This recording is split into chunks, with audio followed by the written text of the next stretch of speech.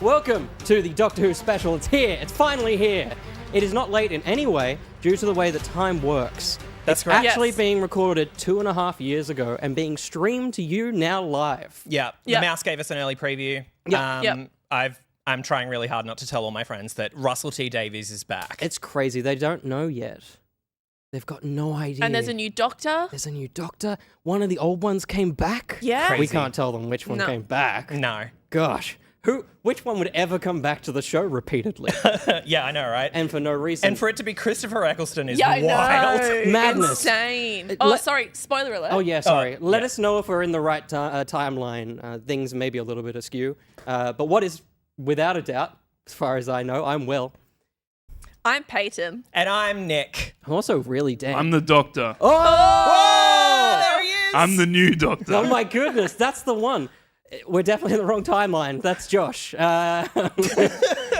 Welcome to the show. We're going to be talking all things Doctor Who. We're going to be playing some Doctor Who related games. Not these kinds of ones. I know you're used to that here, but our thumbs don't work like that. Yeah. They're really old and frail. They just do this. They just pick these up and just go. It makes a noise. You don't have to do that. Sorry. Probably doesn't come through the mics. It does not come through. Does Not not at come all. through. We'll also be talking about. Thank you, Josh. We'll also be I talking gotcha. about the brand new series as well. If you haven't watched it yet, that's fair. It's harder to get to now. It's on a streaming service. It's not free to air. I know that's a difficulty for some people. If you haven't watched it but you still want to enjoy the show, we've made that possible because we're going to put a little thing on screen, aren't we, Josh? It's going to be this. Spoilers. That's Ruby. And if you see that on screen, it means we're talking about season, whatever it's called now, 1 of Doctor Who, the one that finished last week. If you don't want to see or hear things, close a tab, mute a tab, whatever you need to do, and that'll get you around spoiler territory. So we think about you. We care about you. We do. love you. Me too. And also, actually, before we get into Doctor Who things, over the weekend, if you were on this channel, you may have seen the team put on an incredible Game on Cancer charity drive. The link is still live now, ! Josh was there. Josh is still there. Josh will be there for a long time. What happened? The Weeping What Angels just are here. happened up there? The Weeping Angels. Did anyone else see it? I No, didn't see it's it. probably fine. The link to donate is still live. It's live for a little bit longer, so ! Donate. Liz Dahlia, thank you so much. The stream, it was madness. If you caught any of it, it was an incredible weekend. Please, donate away and give to an incredible cause. Look at this. Look at these bright faces. And as a community, we raised $50,000. Incredible. Just a couple. That's- Just a couple. Just a few That's a dollars. lot. Just a few. A couple of dollars. I believe it's over 60k now. Wow. Since Sunday, yeah. That's crazy. Well, thank you everybody for donating. Keep donating if you can. Anything will help. Share away if you can as well. That does a lot for this kind of a cause. So thank you so much. But we are going to jump into Doctor Who. Before we do that, how are we feeling? Peyton, are you alive? Are you okay? I'm alive now. Had we done this show on a Monday, I would not be alive. Okay. But you're good? Yeah. We're getting That's why there. we bent the If- space-time continuum to make it work for you. Yeah. Yeah, that's exactly it. So if anyone hears a cough in the background as we're talking, it's not Yep. me, 100%. No, And she assures me she's not contagious. not at all. So Not at all. No. we'll see how that We should have goes. gotten you one of the gas masks. The Are You My Mummy? We need, yeah. Let's get one of those. Nico, Nick, how are you feeling? I'm feeling great. You ready? I'm so ready to talk about Doctor Who. Yeah. I have opinions, Ooh, and yeah. I've been very quiet. You have. I've You've not done a said very good anything. job on the social platform of the naming of your choice. You've been very quiet, and I respect that. I couldn't be quiet. Yeah. I needed those out. Yeah. People needed to Gotta know. let it out sometimes. You guys will know soon. Shall we jump into our first kind of segment of the night? Let's do it. These faces aren't usually here on this couch. If you tuned in to that incredible stream on the weekend and you're like, I'm keen to see more of those faces, we're sorry. They're not here. Not today. It's our faces. And we want to kind of let you get to know us, specifically us in our world of Doctor Who. And Nick, do you want to take us through Sure. your timeline? I will take you through my timeline of Doctor Please. Who. So, I mean, I think the 11th Doctor summed it up best when he says, we're all different people throughout all our lives, and that's okay. You got to keep moving so long as you remember all the people that you used to be. So I grew up in extremely rural New South Wales, in a small village of 40 people. That's 40. Wow. It's a farming area. You farm, you play footy. Those are the kinds of things that men do. Gatherings are spent talking about the latest features of the neighbour's new crop header, or how the RFS are enforcing too much red tape around putting out fires, or the controversy around why our village got one sign from council and the next village over got two. I didn't directly meet a person of another race until I was 13 years old. Wow. So That's crazy. None of that is to say that, like, the people I grew up around weren't good people. Yeah. Like, they imbued amazing qualities in me, like being fiercely loyal. They band together when someone needs help. Everybody knows and supports everybody. But, like, on a day-to-day level, I don't fit very well into an environment like that. So, like, I liked computers and sci-fi and mystery and video games. I liked being inside. And while that was, like, awesome in, like, an academic sense, I'm not going to lie. I would be lying if I said that socially that wasn't, like, a little bit tough. Yeah. So, you know, my friends were all into, like, Power Rangers, Simpsons, Friends, the footy and cricket. Meanwhile, I'd sit with my parents of an evening and happily watch the latest episodes of The Bill or read a book. And occasionally, wedged between a copy of a screenplay for Monty Python's Meaning of Life and a tome about World War II, I'd pull out an old book of my dad's called the Doctor Who Technical Manual, and I'd stare at its pages, thinking that it was real instructions for how to build whatever this blue box was. Because while there was no way to really know this due to it not existing anymore, my dad loved Doctor Who. He had 6 siblings, hence why I have so many cousins. But because back then there were only 2 channels on television, it was Doctor Who or the Channel 7 News. And because my grandfather refused to get his news from anywhere that wasn't the ABC, the television was free before 7 o'clock. So I don't know whether it was timing or interest or something else entirely, but my dad started watching John Pertwee and Tom Baker's eras, and absolutely fell in love with the show. But probably more accurately, he fell in love with someone else, and her name was Sarah Jane Smith. When my parents started dating, my mum would walk down to the corner shop in the freezing cold to call my dad to talk to him, and if Doctor Who was on, he would not answer. I don't know why she put up with that, but hey, it was the late 70s. When they finally, like, fell pregnant with me in the late 80s, and they were choosing baby names, they ended up with Dylan if I was a boy, or Sarah, short for Sarah Jane, if I was a girl. You might be asking why I didn't end up being called Dylan. They were worried that if I was named Dylan, that I might be called a Dill. While completely forgetting what Nick rhymes with. Fast forward to 1996. I'm 7 years old. My dad brings home and excitedly sits me down to watch a VHS copy of the 1996 Doctor Who movie.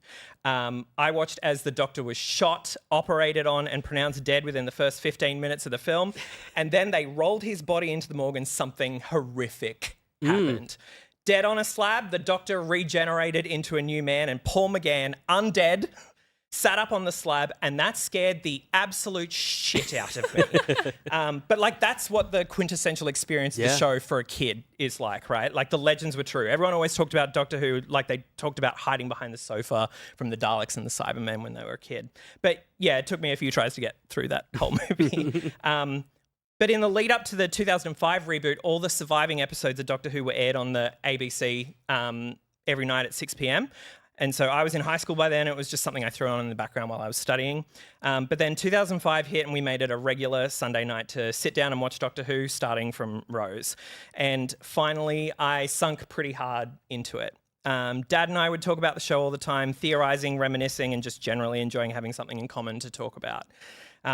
And sure, the show's quality is, like, up and down like 2 kangaroos in the mating season. But maybe for the first time in my life, I felt represented. And it opened my eyes to, like, the universe. The Doctor is the kind of hero who solves problems without violence, intelligently, kindly, no matter who he's dealing with, what they look like, what they sound like, what their values are, and without judgment. So he was the first hero who I was able to really look up to, and I finally understood why people connect to heroes. When Doctor Who wasn't on, I could sink into the Big Finish audios, don't call me a nerd, or the books or the classic stories on DVD. In 2006, Sarah Jane Smith came back onto our screens and right back into our hearts.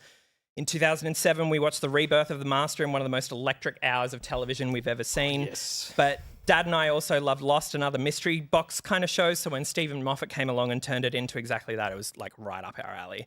And when I finally moved out of home in 2013, we'd still call and chat about the latest episodes. And in that same year, Paul McGann, my doctor, turned up on our screens again, and it was the best. Doctor Who helped me connect with my family and myself in a way that I never could before. And so even when it's at its worst, I will be grateful to it for that. Over the next few hours, you're going to hear me have some capital O opinions about this show, but it always comes from a place of love, and it always comes from a place of wanting what's best for the Doctor and their friends and the universe that they protect, because it's a universe that I think everyone should get to be a part of. So, yeah. That was lovely. That was really Sorry I beautiful. talked for a very and long now time. we have to follow. And now we have to follow him. Look, it was either going to be at the end or the start. Either way, it was going to be tricky for us. Yeah. I was supposed to be a rose. That was my alternative. Interesting. Wow. Yeah. So I'm very glad I'm not a rose. There's a taster for opinions for later.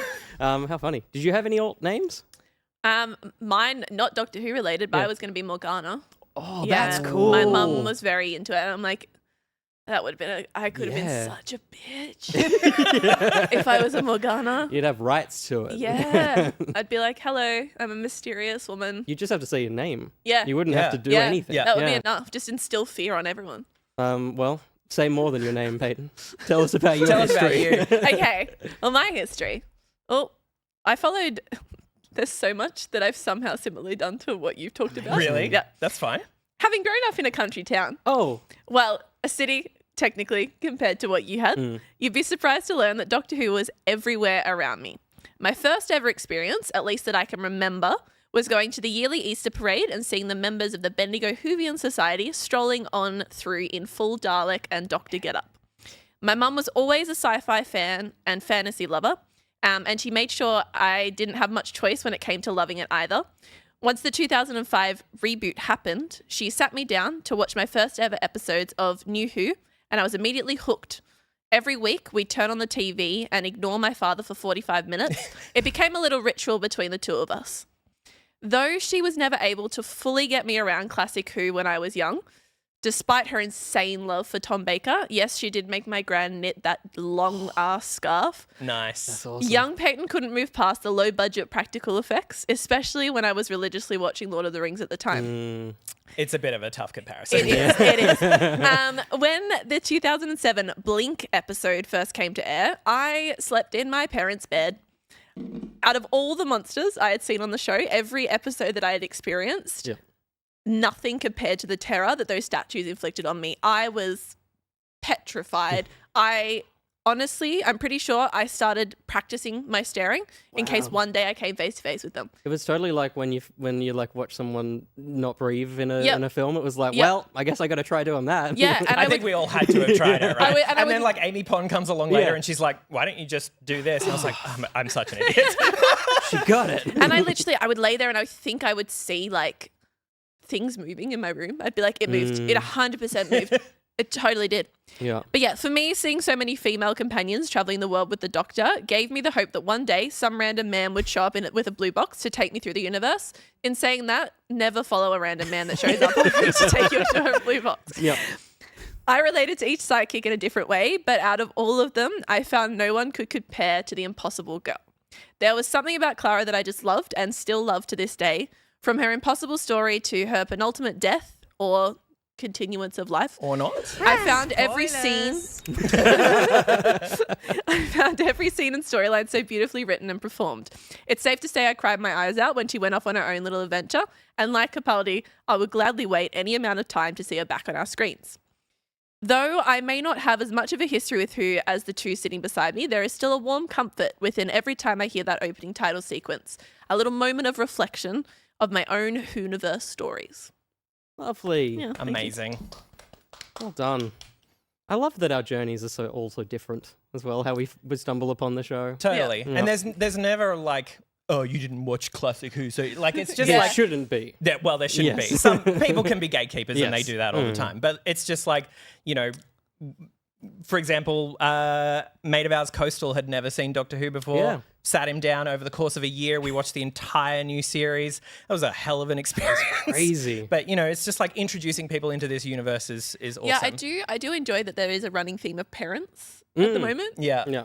Are you going to continue that theme? Not really. It's not at the top of this, but literally because the new series has been on, both of them have decided that they introduced me, and I don't think either of them.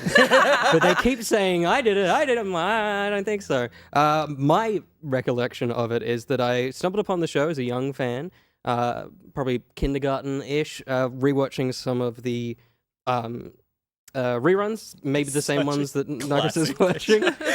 My first story was Revenge of the Cybermen, so when I found this, it talks to my childhood in a very strange way.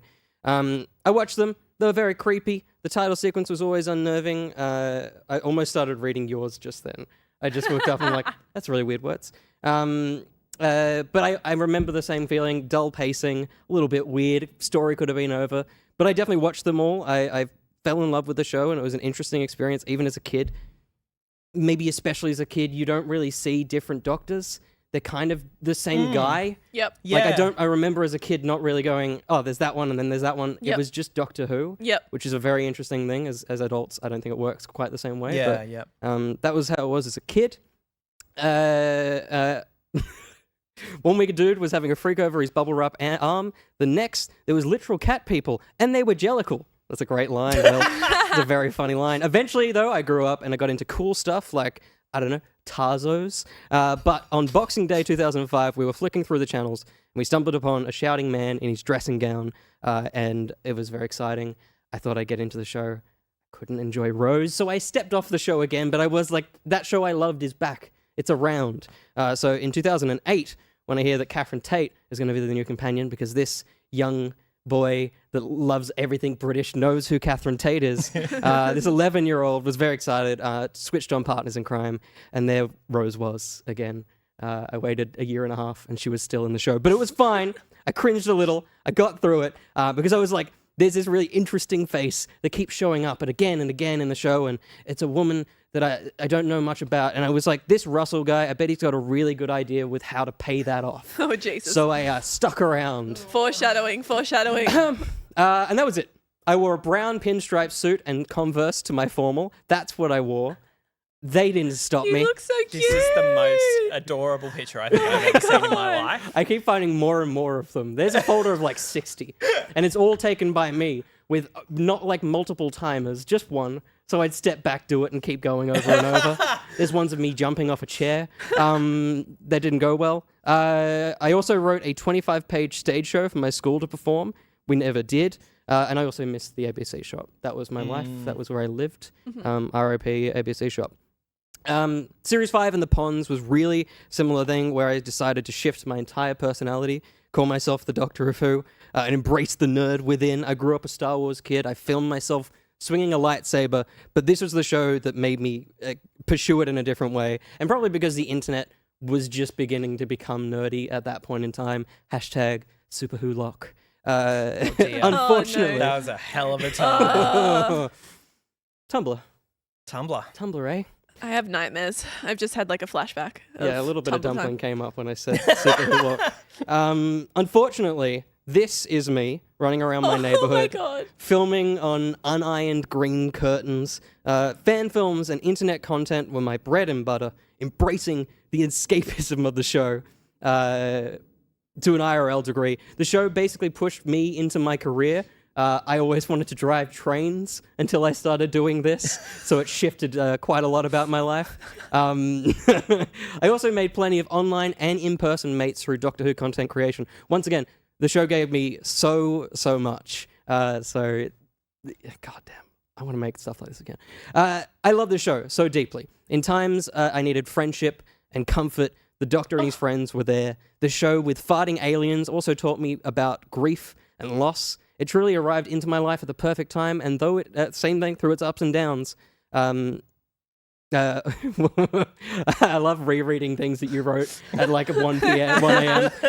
It truly arrived into my life at the perfect time, and through its ups and downs, a blue box was always sitting on my closest shelf or in the lobby of the building I worked in. I always want the best for the show that always wanted the best out of me. So when I tell you my thoughts and my favorite episode of this series, just know I'm the best me. Hell yeah, Yeah, you are. you Because of are. this Yeah, show. you are. Thank you. Positivity, Thank you. ladies and gentlemen. Positivity. Positivity. We're entering this with so many positive So vibes. much positive vibes. We're still so far away from the reviews. That was our history with the show. The show has a lot of history. Sure There's a lot. does. I've just realized that I didn't prepare for the following segment, so I'm going to do that while this segment's happening. Go for Time it. travel.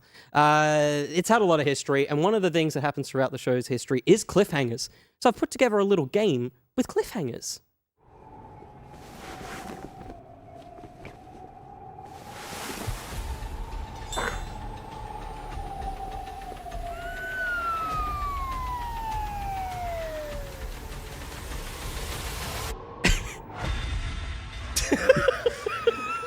It's a question you have to ask yourself a lot. It sure is. The deeper Yeah. into the 80s you got as well. Yeah.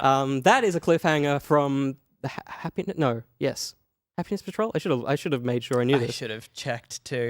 I'll just say, yes, it is. Thank you, Peyton. Having It's watched probably- all of them. It's probably the most famous Doctor Who Totally. cliffhanger. And for everyone watching, I trimmed it a little so that it wasn't too long, but there's no context lost. No. Sylvester McCoy's Doctor walks to the edge of a cliff, steps over it, slides down his umbrella, and is like, "What have I done?" Yeah. and As that is Solus says in chat, that time Seven put himself in peril for no reason. exactly for no reason. We love you, Sylvester McCoy. We also love Reese Wilde, who Cloister Bell. Cloister. Nice. We're in the well done, cloisters. Josh. Thank you, Josh. And thank you, Reese, for sponsoring this segment. When Reese sponsors a segment, usually we go to the wild. And I guess we're going to a version of the wild. We're going to time and space. We're going to the wild blue yonder, you could say. I wouldn't. No, okay. It's all right. I want to leave now. I apologize. We're going to the world of Doctor Who for this sound. Josh and Reese, what are God. we hearing?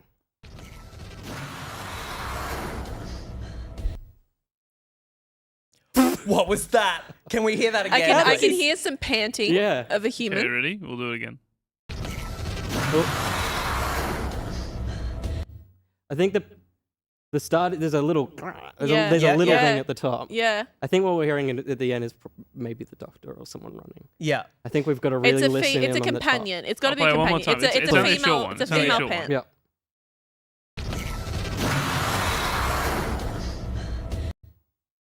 What is that? Don't look at chat. I don't think the answer. They said Cyberman. That's Is- wrong. Thank you, Josh. I mean, it's clearly a monster of some Yeah. description. So not one of the more like metallic-y ones. No. It's not Dalek, Yeah. not a Cyberman. I know it's a woman. That's as much. Nice. That's the Or limitation I thing. mean, it could be a companion, but maybe that's Jodie. So maybe if we think about Potentially. Jodie era, Yeah, okay. Who chose this clip? Reese. Reese. What did you expect? He's cruel. Reese, who has famously watched all of Doctor Who. Yeah, so he's either gone to some random, really, really old one, Yeah. or Yeah, he's sure, it just could be old. gone to. I'm going to say the Snot Monster. Oh, he's gone recent. Ooh, I could say Just as a guess. Yeah. You've pushed me into a space. I'm so sorry. Yeah, don't do that. But because I was trying, I think it may be, because I'm on the Jodie bandwagon, I'm just assuming. I think it might be Pating. The Pating. Okay. Remember the Pating, Peyton? I haven't watched all of Jodie's episodes. That's fair. I That's will fair. admit I did. Yeah. Can you show me Pating? I mean, I have no idea what it is. I've never seen the show, That's fair. but I do have a reveal for you. Please. Okay. Yeah, it's Pating. Yeah. Fucking wow. Well There he done. is. We didn't get that sound. That's absolutely what it was. I mean, that's, Let me play the clip. This is what I played. oh, that's cruel. That's crazy that we just didn't hear the roar. Oh, I heard the Oh, roar. I I heard was the just roar. listening to little. Do the I roar. spaced out. I just kept hearing. What is that? There we go. It's the Pating Bradley roar. What is that? That's so exciting. Thank you, Reese. Thank you, Reese. A good choice. Very Well good done. choice. Actually, a good choice. Very good choice. Thanks for making me think about the Ting again. Possibly the creature I would Having- like to remove from my Having brain. not watched it, I want to pat that thing. You want to pat the Ting? That will probably go very well. I Yeah, know, yeah. but it's so cute. It's pretty sweet. It's a Stitch type. It's really cute. It's a Stitch type. It is. And I ignore red flags, so we can ignore the teeth. Hey, can't see the red flags if they're pointing towards you. Exactly. That's true. You gave us good advice about the not going with the man in the blue box, though, so you know it evens out. Yeah. This is what the did you just happen? Sorry, yeah, go again. It's fine. What the fuck just happened? So the good thing is we can't see chat, so we don't know that they've seen that. They've totally not seen that. We're going to pretend. Sorry. Yeah, we go one more time. One more. What the fuck just happened is a segment where I show you two and chat, but don't look at chat. A still Don't look at from chat, Classic okay. Who. I mean, they might be guessing away, unless you're really stuck, which you may be. You can look at chat. A still from Classic Who of a cliffhanger, and then you tell me what just happened, why those faces are happening. We've got our first one here, which is maybe another iconic one from the classic series. Yes. Can you tell me what just happened here? I believe that is the Seventh Doctor getting his first X-ray. That is a colonoscopy. Oh, I've had a stroke. Colonoscopy if I've ever seen one. Peyton? When you get colonoscopies, where are they putting the camera for you?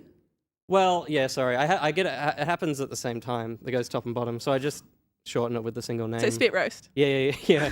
2 cameras. It's pretty cool. They don't put me out either. That was my all right. favorite episode of Doctor Who. It's gone now. I'm so sorry. I have to say no. It's not a. No? Yeah. Peyton, do you have a guess? Endoscopy. I'm crying, but it's fine. My guess is some sort of Dalek. That's a good guess. It's definitely Dalek related. Yeah. That, Nick, do you want to tell us? I'm not 100% sure, Okay. actually.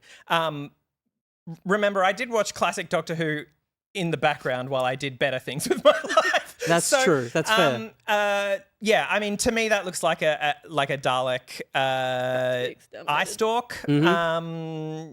Is the cliffhanger that he has been spotted by a Dalek? That's a fair or one. shot at by a Dalek? I will. Or he's about to be, and then the next episode is it's literally just That's flowers. that's not incorrect, but there's something the Dalek has done that is kind of a cliffhanger in this situation. Are you stuck? I haven't got anything. My 3 hints are they fly now. They fly now. They fly now. It's when the Dalek came up the stairs for the It very is. first time. I do remember this. Show us, Yes. Josh. He fell over. There's actually a even better thing that happens. Yeah. And it's the 80s sting along with it. Yeah. It is. It's My remembrance of the memory Daleks. of this scene is it coming up towards Ace for some reason. Yeah, totally. No, it's the Doctor experiencing it.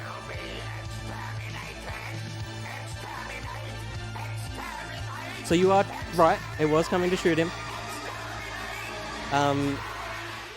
And then the general public pretended that never happened, and then they went crazy in 2005 when it went upstairs. Yeah. Which is a crazy. It's wild. It was a great callback though. Yeah, totally. Yeah. And no one was watching the show by this point, so Remembrance is one of my favorite episodes of the show. Yeah. I adore it. It takes them back to Coal Hill, like it takes them back to the first Doctor's. Where he was. It takes us back to the caretaker for anyone that only watches the current series. Thank you for that. That's the first one. Up next, this one I feel like it's recent. You may get it a little bit easier, Josh. What's happening here? My God, which one is that? That's what I was hoping for. I'm gonna say. I mean, I know what it is, so I'm gonna stay quiet just for a moment. Let Peyton have I'm a trying to stab. figure out. Is it a Billy one? Yes. It's when is it when he finds out that she's a Cyberman? Is it Josh? I mean, haven't watched the show, Will. I have no idea. If I He's say hinting at that, you. He's hinting at you. Yeah. You can press play. Is it not playing? Oh. No. Genesis of the Cybermen. What an episode! What an episode! Yeah. I don't want to hurt our thoughts coming up. I don't think Doctor Who's ever been better than these 2 episodes. That's I would put Twice Upon a Time in that that's fair. same. That's one I episode. I would put put- all 3 of them together. Yeah. It was a brilliant 3-episode Absolutely. run. And having just watched them again recently, I was just like, you know, you get prepared when you rewatch something to be like, is this gonna Is this be still good? is this gonna be bad? But Especially no, as Stephen like, Moffat. And considering I They was so banged. butthurt over, you know, Clara leaving. Yeah. And then I was like, who is this person? Yep. Why is she here? It was like I couldn't stop watching. No. You were literally just like, oh my God. And then you like in your brain, you're thinking like, it's the Doctor. They'll figure out a solution. Everything will be fine. And then it just- we shouldn't go down a rabbit hole of why this is so good. Yeah. But the fact that this isn't even the biggest thing that happens. John Sim Yeah. comes back. Yeah. This Yep. is the end of Peter Capaldi. Like Yep. this is a huge 3 episodes. Yep. Incredible. Yeah. Give us our next still, Josh. What's happening in this picture? Oh yeah. Thank you, Josh. Can we do those eyes? I would say That should have been our promo pick. yeah. What's happening here? You can see the Doctor and Tom's eyes are they're wide, aren't they they? are Yeah. shockingly Yeah. wide. I'm gonna say they've hidden in the closet of a criminal, Okay. and that criminal has just come home and is just enjoying time to themselves. He's watching The Boys. Yeah. He sat back and he's Yeah. just watching Oh telly. my God. I can't segue. I binge watched all of The Boys That's while I was isn't sick. great. It is amazing. Show on television, except for the show we're going to talk about. Positive Yeah, thoughts let's- only. I will say as a hint, it's relevant to the series we just watched. Okay. Well, I feel Okay. like they're in a room. It looks like there's space behind them. They've opened a door. What's relevant? What's So it's from Pyramids of Mars. Correct. Yeah. Yes. Still haven't watched the stuff you told me That's to watch. fair. That's fair. I'll give you my three Su- possibilities. Yeah. Is it the Daleks have just revealed their plan? Is it a not God just fried a guy, or did it turn out it was Mr. Jenkins all along? It's very good. As much as I want to say it was C, Yeah. I would say a not God just fried a guy. I think Yeah. you should say that. And Josh, you should play it. I am a true servant of the great Sutek. Fez. Yes. I am the servant of Sutek. Sutek. He needs no other. He's a real slow dad. We'll start a counter for how many times I cough. There you go. This is Revolutionary effects for the time. it's pretty cool. I do have to say, if I could choose between the two, right, Yeah. current and past, I'd rather die by the current one. Just sand. Yeah, Yeah. that like looks painful. That's fair. Yeah. That's fair. It's so cool. I'd love to know, like, is he just holding dry ice cubes, just pushing them into that guy's shoulders? Maybe. Yeah, he's just getting burnt. Maybe. Yeah, is he killing Unless that they man? have like smoke machines wired up into his arms. That's true. Yeah. It is a big suit. This next one is a little bit different. I'm going to show you what happened, and then you need to tell me what preceded it. Or, yeah, let's say Okay. that's happened. Show us the next one, Josh. Open Yeah. it, or I'll have you shot! Don't, it could kill us. Unfortunately, so would he.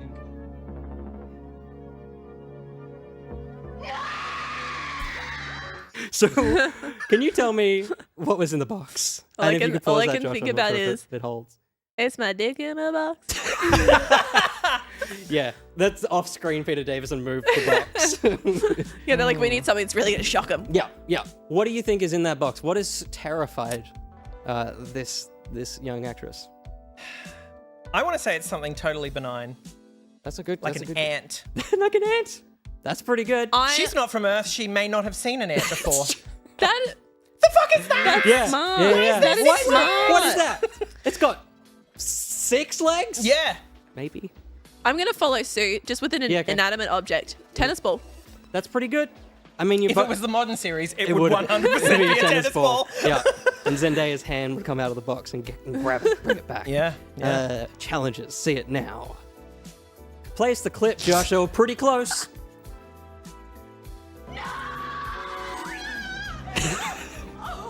Just a plant. I mean, It's got a face. yeah, I was going to say, that's not has- just a plant, Yeah. Will. To have a sense of humor. What's happening? I love that they happening? had. I love that they had such a not cliffhanger. Yeah. Like, Just nothing. what a way to end a show! Like Yeah. a terrified scream. It's- And if there's one thing that Doctor Who does really well, it's completely undermining its cliffhangers the very next episode. Oh, that's toasty. That's toasty and, And the relevant. opinions start coming out. Let's go to this one. Again, maybe an easy one, maybe not. Up next, what has happened? What has just happened? Oh my God. I would say he's recently just borne witness to someone who is very not bothered, Ah, I see. That's good. and I don't know, presumably takes offense to that. Oh. Hayden. I would assume Or, it's oh, you sneaky fuck. Continue. okay, you can't do that to me. You've given me your own cliffhanger. So, okay. I think isn't it wedding dress? That's Isn't what it that I was bit? alluding to. Yeah. But I just realized that maybe it's one of the other what moments. And perhaps the Titanic has just crashed through the TARDIS wall. Or is it Peter Davison has just crashed? It's that one. Or is it David Tennant just pointlessly returned to the show? It's not that one. He's pretty young here. Never. Yeah, We have no, a I feel guest. like it's not We have a that. guest from upstairs. We have a guest. Mackenzie, please. Oh, Not Gus. Mackenzie. he has to be included. It's the one season I know. Okay. Well, one Doctor I know, but I don't want to spoil it. No, do it. Do Go, it. you can Go for answer. it. You can answer. Well, I know, I'm sure of myself. It's definitely wedding dress. It's definitely Donna. That's what I It's Show, thought. show us Yeah, wedding because dress. he's like shocked. He's show like us wedding shocked dress, Josh. that she's on the TARDIS. What? Yeah. What? Yes! Who are you? Where am I? Where am I? What? What the hell is this place? It is. Now, I will say, technically, that doesn't have a cliffhanger. That is from the opening of Runaway Bride. It just looks less shit Yeah, that's than what it did at the confused end me. of Doomsday. That was okay. That's what because he's confused me. not green lit. He's not greenlit. He's not greenlit I in the was actual cheeky. cliffhanger. Yeah, I was a little cheeky, but I Yeah. always hated how it looked in Doomsday, and I just prefer how it looks here. Because I'm looking at it, I'm thinking like that And was also the I start thought- of their adventures. Yeah, I thought also, it could twist you to Voyage of the Damned, just because it's a Yeah. little bit more flat Yeah. in its TARDIS presentation. But you still got there. Well done. I like Thank you. the not even bothered. Not bothered. Not bothered. Not bothered. You're in love with Do I- Billy Piper, sir. Not bothered. Do I look bothered to you? Do you speak English, sir? Captain Tate. Let's just watch that. What a hero. All right, next round. What's happened? What's Ian Chesterton seen? He's Ian Chesterton. No idea. And he seems awfully calm about it. He does seem He pretty looks calm. quite in love with something that he's staring Oh, at right that's now. cool. Look at it. Um, It's just Yeah. love and It, adoration. honestly, it looks like someone has just called cut and the credits are about to roll. They didn't have a cliffhanger this Yeah, week. they're like, we have to hold it. I'll give you three options. The Daleks have just taken over Earth. Ian sees a horde of lions feasting on a body. Or there's just a guy at a window. Can I do C? I want it to be C so bad. Can we see C, Josh? CC Ryder? This is the end of an episode, by the way. Unedited. It's a guy at a window, isn't it? Doctor. Doctor.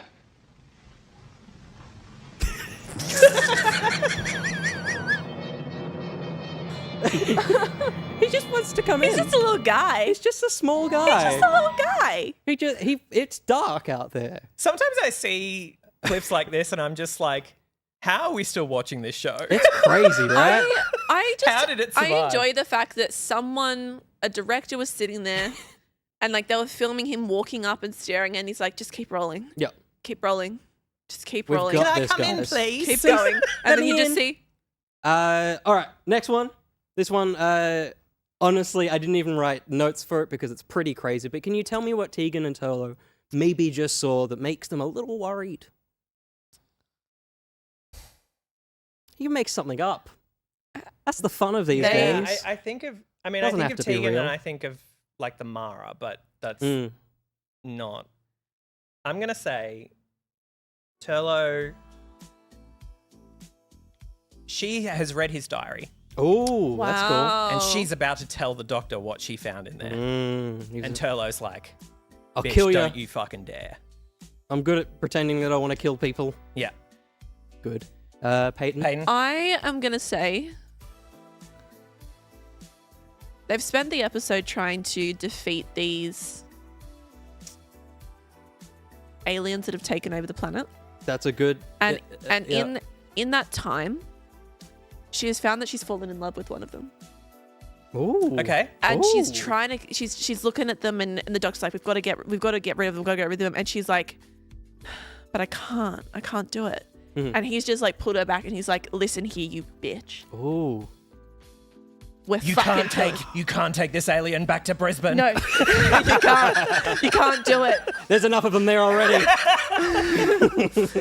They I'm will never kidding, survive Brisbane. on Earth. Josh, I love you. You're not I'm anywhere not near even it. from Brisbane. I know. I haven't watched Doctor Who. I'm not from Brisbane. Shut up and have your dumplings. All right, show us this next clip. Yes. Okay. And the famous line. Tegan, no! There's nothing we can do. We can't just leave him. Face it, Tegan. He's drowned. Whoa. That was aggressive. I clipped maybe 2 seconds there. He says, face it, Tegan. He drowned. Can he not? I guess he just can't He's swim. been in there for maybe Seconds. 5 seconds. Yeah, it was pretty aggressive. Like, So, he's just like, face it, Tegan. Sorry, I just noticed Paul God Bishop said, biosecurity, you'll never let you import it. Good. You were right with the aggression, I guess. There was aggression in that clip. There's no points. Show us the next one, Josh. What's happened here? This is after what we just saw. It's regenerated straight He's away. regenerated. He's regenerated and he's learned how to swim, so he's gotten himself out. That's why he's a little And wet. he's just like, Yeah. yeah. Yeah. I'm going to say this is what John Nathan Turner wished he could do. And put Doctor Who on ice. That's pretty good. I would say neither of those are correct again. I'm going to give you 3 options. Please do. He looks on the beach. On the beach. The Doctor begins to regenerate as Mel watches. That's close. The Doctor is strapped to a mind control machine and is being drained. Or a henchman is tired of how long some of the stories were stretching during the late 80s and has decided to cut the story short. There's things I want it to be, and then there's things I know it's going to be, and I don't know which option to choose. Like, we're not getting points either way. No. It's So just choose an the excuse fun for one. me to have fun. And Yeah. then I'm use gonna it. do Yeah. C. I'm really enjoying the... Yeah. I'm enjoying the shit out of every C answer. Thank you. Yeah. I'm going to say B, Yeah. but I want it so bad to be C. All right. Show us this clip. Let's see if we're right. Oh my god.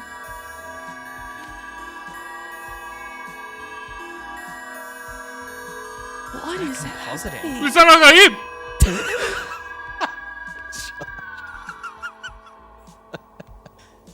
You made new vowels. That was crazy. Ooh. Oh, hello.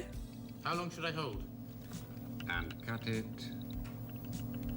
Fuck, you were right. It was C.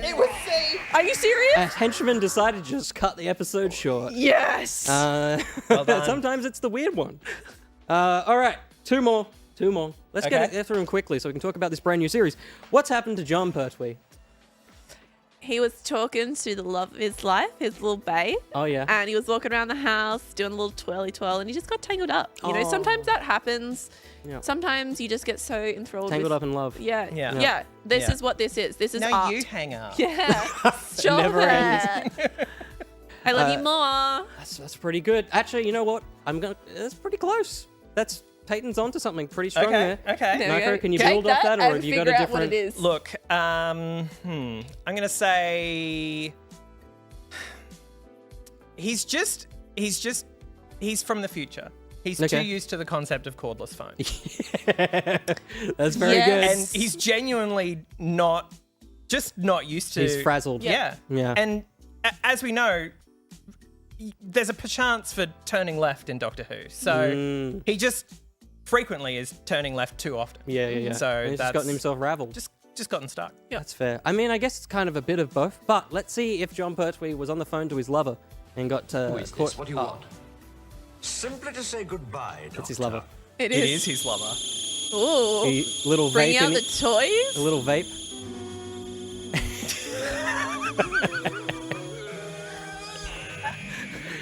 I love that because I added still frames to the end of them, and I wish episodes actually ended on a still frame because that would be amazing. I think some did. Some did. So yeah. I would say you're right, Peyton. Yeah. Thank I'd you. say he got tangled up by his lover through Yep. the phone. Yeah. Pretty on the money. This last one again is a clip, so you'll see it happen. Then I'll ask what you think happened next. Okay. Basically, Josh, last one. No muzzle flash on that gun. Kill those two men!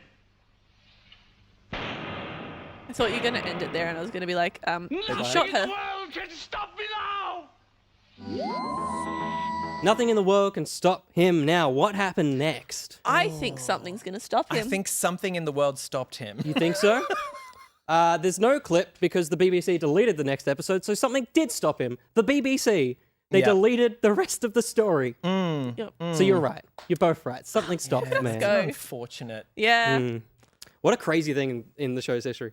When Just you're like, to watch think every that, like- episode, except for like 20 of them because the people that made them went, we don't have enough tape. Yeah. We can't get more. And it's not like anyone will ever want to watch this again. Yeah. So we're just Yeah. going to delete Patrick Troughton's first episode? Yeah. That's cool with not everyone? an important episode, you know? Nice. It's easy. Get it out of here. Yeah. I still believe. I still believe that someone in Brazil. Well, the ways Just that has they, them the way all. they turn up, it's like it has to keep happening, right? Yeah. Well, it's like the fact that, like, I learned the other day about Toy Story and how it was saved. Yeah. Like, the fire. I feel like someone was naughty and brought something home. They were like, and it's just waiting for some, like, for them I to hope die so. and some auction to happen and someone to be like, oh. Okay, so the thing I have to ask. All right. Would we have been the kids who, before the era of being able to like tape things onto VHS or buy it on DVD, would we have sat there with a tape recorder and recorded the audio of Doctor Who and be the heroes that our future needed in order to You restore say the that lost like episodes? I didn't do that when Yeah. I was a kid. No, because I did Yeah, that yeah, sort of yeah. stuff. That's the sort of stuff I had a did. dictaphone. I made my own mixtapes by just standing next to a thing. I literally, it was like because like if we knew we were going to enjoy it, Yeah. we would be like, all right, I need tape's it. going in, we're recording it, it's happening, and we would sit there and we'd be like, no one can touch anything, no one can do anything, and we would think watch so. it, but you wouldn't enjoy it until you got to watch it back Yeah. on the recording. Yes, we Yeah. would have preserved history. Yeah. I think is what you're saying. 100%. Yeah. Undoubtedly. Basically, nerds we would love us. could have been the Hate us saviors, now. born in the wrong era. They're about to. Yeah. That's right. It's time to finally talk about the show. Don't block your ears yet. We've still got a little bit more to go. But hit us with a title card, Josh. Review. Okay, that's fine.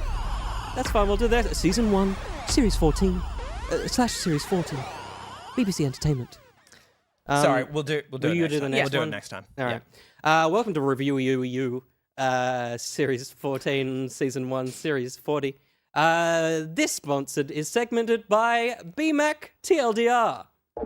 I saved it by just keeping going. That was perfect. that was Thank so you. smooth. Thank you. I love you, BMAC. Can I kiss you? There we go. Don't react like that. Can we do a little? Can I do a little tickle? You should tickle BMAC. where Give is him a he? tickle. You've got to tickle Nick first. He doesn't like it. Stop. He doesn't like it. Oh, okay, yeah, I know. sorry. Look at that face. Look at that face. Oh.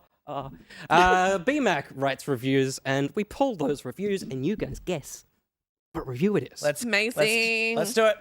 So I'll say this is an episode from the series that we're about to talk about. Okay. This is just to be clear. This is BMAX. This is a portion of BMAX review. Yes. Is it a of spoiler-free an review? episode from this series. It's a spoiler-free review. Wonderful. Perfect. Don't need Ruby or Riversong on the screen. Cool. All right. TLDR, which is where BMAC writes his reviews. TLDR, an episode that was both profound and frustrating in almost equal measures. Oh God. Doesn't narrow it down, does it? Okay. Or does it? My guess is going to be 73 yards. Oh. I'm gonna say Rogue. You're both wrong. Okay. It's Boom. I looked at it and I Interesting. thought about Yeah, it, and it's- I was like, no. It's an interesting. I don't think many would. I would tie that to those episodes, less so Boom. But as we will see, opinions be varied across the season. They sure But do. ours is the most right. That's right. Uh-oh. And that's what you paid for, BMAC. Thank you so much for sponsoring this segment. Welcome to the review. Now is the time to mute your tab or move away because... Spoilers. That's right. Thanks, Ruby. It's time to talk about Doctor Who very briefly before we get into the brand new season or series. How did we feel about the Christmas ep? Church on Ruby Road. First Ruby moment, first full episode with Shooty. Shooty, sorry. He didn't... He only recently worked out that's his name. So, I think we've got to catch up with him. Yeah. Right? That's fair? That's fine. That's fair. I'll try and nail it. I'm sorry, Shooty. I know he's watching. What do we think? So, okay.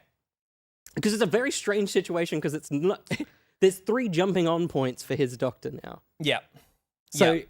Did this one work? From the Disney perspective, this is the jumping on point, right? Totally. When you go to Doctor Who Season 1 in Disney Plus, Church on Ruby Road is the first episode that you are asked to watch. Totally, yeah. So from that perspective, I will say, like, I was not a fan of the sudden musical number. Yeah. But I would say I was cautiously optimistic cool. for the show going forward. Did it do more than the specials did for you? The 3 eps? Yeah. Yep. I think so, yes. I think I'm of that opinion. Yeah. It felt like because those specials were so unique, this was the one where I'm like, oh, he maybe still can write Doctor Who. Whereas those other ones, they felt very one-off. I was like, it's a Christmas special. Christmas specials are camp and fun and silly. Yep. And I was so excited for the next episode to be real serious. No, the next episode could have been anything really, but like I think it was a great introduction to Ruby. It showed off Millie Gibson's like acting ability really well. It backed up what we saw of Ncuti in that final segment of the Giggle, and just watching him like cut sick on a dance floor and like they showed you very quickly that he's sort of moved on from the trauma of his past and he's ready to have fun and ready to kind of light up the universe again. Yep. So that was kind of my general, like, I was like, oh yeah, okay, I'm in. This is the ride. I'm ready to see what direction we head into from here. Yeah, I was the same. Like, I throughout the whole season, there's like little moments where I'm like, this is a doctor that's gone to therapy. Like, it's a very much like I'm the same. Like, it's the episode that like I always find the first episode, even though it's a special, like of a doctor, I feel like you can do whatever you want. Like you don't have to be serious. You don't have to have a specific storyline. Just showing off, maybe meeting the new companion, having a bit of fun, showing the doctor's personality, which I think the episode did really well. Like obviously there were bits that I'm the same, like the musical, I was like, okay, we're doing this. But it's still like it fit within the fun of the episode. Yes. Yeah. Yeah, totally. I think same across the board. I think maybe still my favorite scene of Ncuti is in that episode with the police officer. Yes. And that whole section. Which is wild. Yeah. Which is what, please tell the story for those who don't know. Well, basically, the episode originally didn't feature Ncuti until, Josh doesn't know, until he's running along the rooftop after Ruby, who is on the ladder. So there's 30 to 40 minutes into the episode? Totally. Yeah. Which, if this is the intended beginning of an entire era, I guess maybe it's a fun little intro to Doctor Who, but that's not what it is. People are going to be watching the episode. They want to see the new Doctor. So Disney were like, can you just make a little scene here and introduce the Doctor? Can you show us the main character of the show? You know that blue box? Can you tell us what that is? Yeah. And maybe what he is? And maybe the fact that he has a little weird little device. Can you like explain Doctor Who to the brand new audience, please, Russell? I hate the concept of corporate interference. Yeah.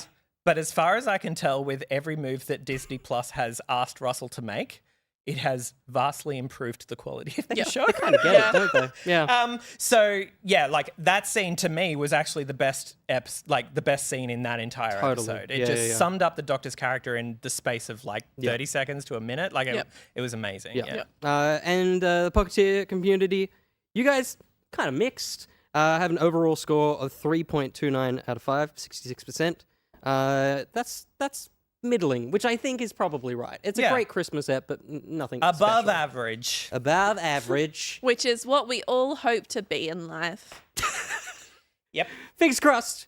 Episode 1, though, Space Babies, is the beginning. It's the first episode of this year.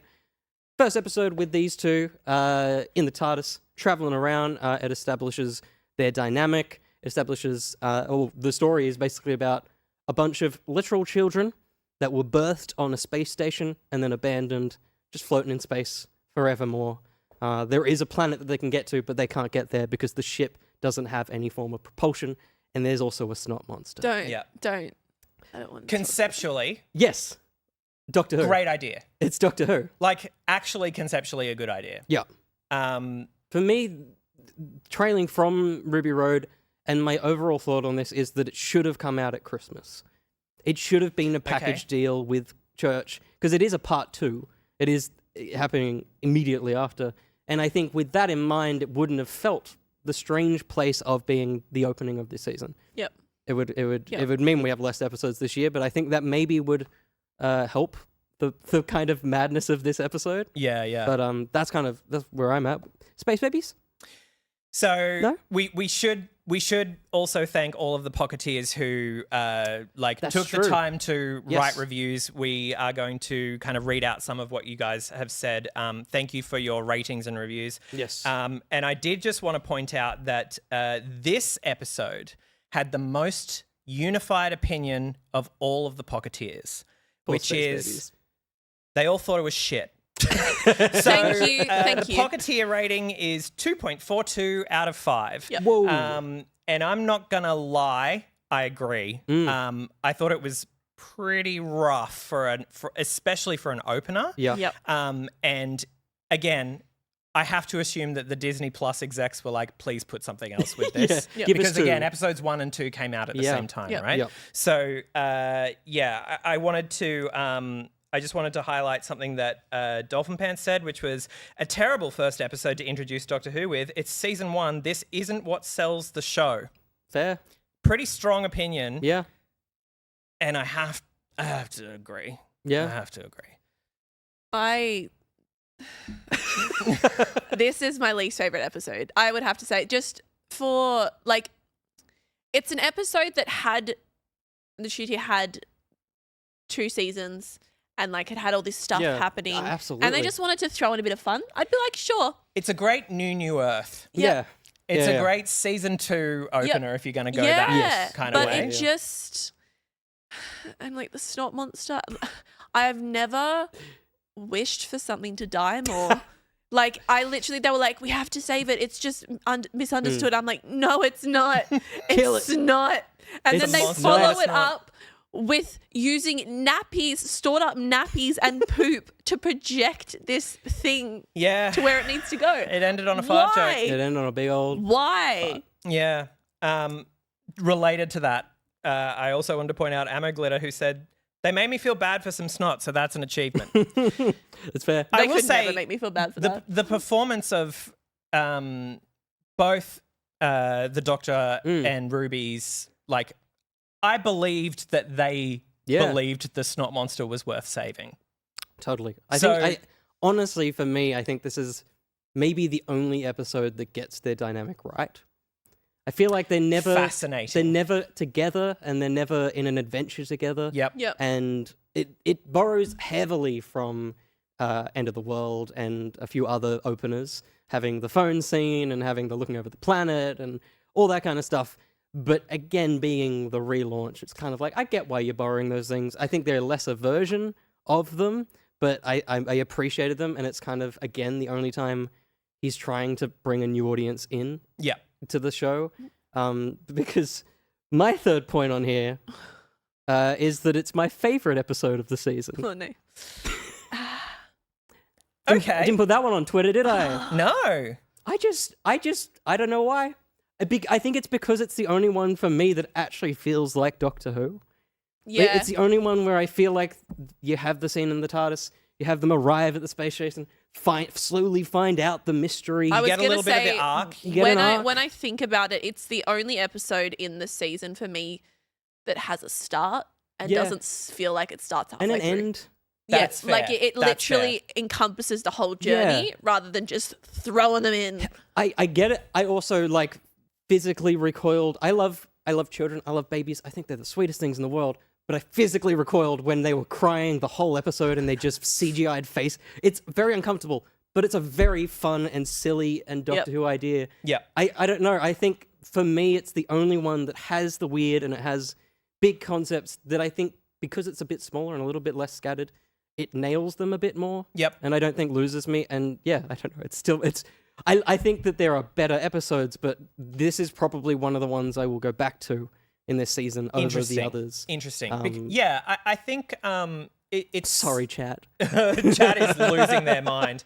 I guess it's interesting that it does have all of the elements. Yeah. And that's kind of, I guess we'll get into this as we get further into the season, but to me, a lot of Russell's writing for this season feels like every episode is a first draft. Yeah.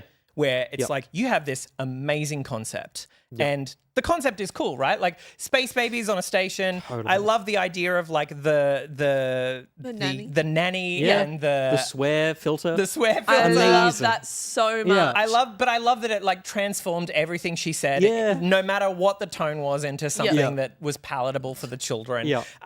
All of those are like great ideas when you kind of throw them on a table. And that to me is probably where it just like, That's it where it needed, ended. it needed tightening up. Yeah. It needed someone else to come in and be like, this sucks, this sucks, this sucks. Focus. But Russell T Davies is the man who has saved Doctor Who. Yep. So no one can say no to this man. Yeah. And that's kind of, I guess that's where I'm glad that you were able to kind of get over that hump, and that's where I'm still trying to ride my bike up fair. up the slope. I was never expecting anyone to be on this side with me.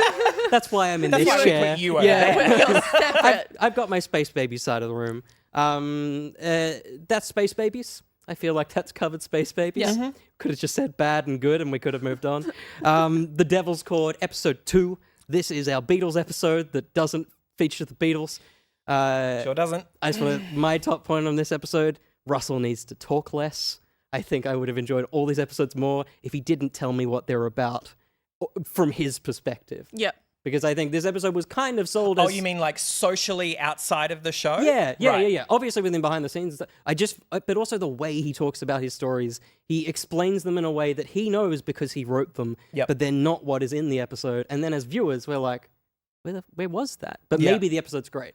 It's just the writer himself is setting it up to be something it's not. Yeah. And for me, that's what this episode was. It was just a bit of a nothing. There was if comparatively to a Neil Patrick Harris coming in as the toy maker and having all these clever sequences with, they're in here, but they don't feel music-y. They just feel cool to look at. Yeah. And I just feel like a lot of ideas were left on the table and not even put in the episode in this case, for me at least. Well, yeah, I was excited for the hopefulness of it in the fact that we've gotten, we've had the toy maker and then we're having Maestro. Yeah. I was not expecting a Pantheon god to just show up. Just Ep 2. Episode 2. Literally, Let's and fucking that's go. what got me excited for the fact that throughout the season we're gonna have these Stakes being raised. Yeah, and we're gonna have and- these different gods showing up, and then we're gonna have this big bad at the end. Yep. And I was like, this is a fun thing because it's like I liked the fact that the episode was tied on to what the god controls. Yes. I liked that it was a musical episode. It's like while parts of it weren't the best. Yep. Some of the musical things didn't need to be in there, but the fact that it was like, you have this like excitement of like, here's another god, and then they defeat this one. I'm like, okay, we're going to have another episode or two where it's going to be like they're traveling, but then another god's going to show up. Yeah. Like it had me excited for it because Fair. you've got this continuation from the Christmas episodes into this one. Yeah. Yeah, totally. From a Pocketeer perspective, Yeah. this episode got an average rating of 71. Okay. So 3.55 out of 5. Better than Space Babies? Bit better than Space Okay. Babies. A little bit better. Just a little bit better than Just a Space tad. Babies. say so. I wanted to highlight a comment by resident Whovian Joshy20, which was Jinx Monsoon slayed as the Maestro, which I think we can all agree with. 100%. Big time. Jinx was obviously the highlight of this episode, and not going to lie, maybe the season. Yeah. In terms of a villain. Yeah. Doctor and Ruby using the TARDIS wardrobe for period pieces is delightful, which Absolutely. is like also a change that the show has brought. Yeah. Not often during this season are we seeing the Doctor in the classic Doctor outfit that the Doctor wears. You know, we get the knit and the leather jacket. the leather and stuff. jacket Yeah. a couple of times, but no, I like changing it up. Yep. And There's Always a Twist had a very Hairspray musical feel to it. Yeah. Which I can see. Yeah. Visually, I would also totally agree. Yeah. But yeah, I don't know. At this point, I was like, there's so much fourth wall breaking happening that I need the fourth wall breaking to pay off in a way. I need the snow to pay off. Yeah, where one of the I at this point I'm going like, okay, one of the pantheon gods is like a director of stories or something like that. Like one of the pantheon gods is, I don't know, Russell T Davies himself. Jesus. But like, do you know what I mean? Like something where this has a payoff. Here. So I was actually okay with the whole like, let's break the fourth wall. Let's look directly into the camera and say like, we're just gonna sing a fucking song. A little now. wink. Yeah. Yeah. Did you?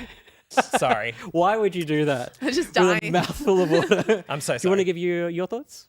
Peyton? Oh yeah. Like I do think that there is a lot of joy in this episode, and I think that again it does have the Doctor companion dynamic in a way that I think we lose very quickly, very soon. And that's special. I think, like you've said many times, Peyton, having that TARDIS scene at the top, it doesn't always have to be there, but it does make an adventure feel like an adventure. And being with the characters from the start to the end, like literally to them getting back to the TARDIS, having a sweet little scene and moving.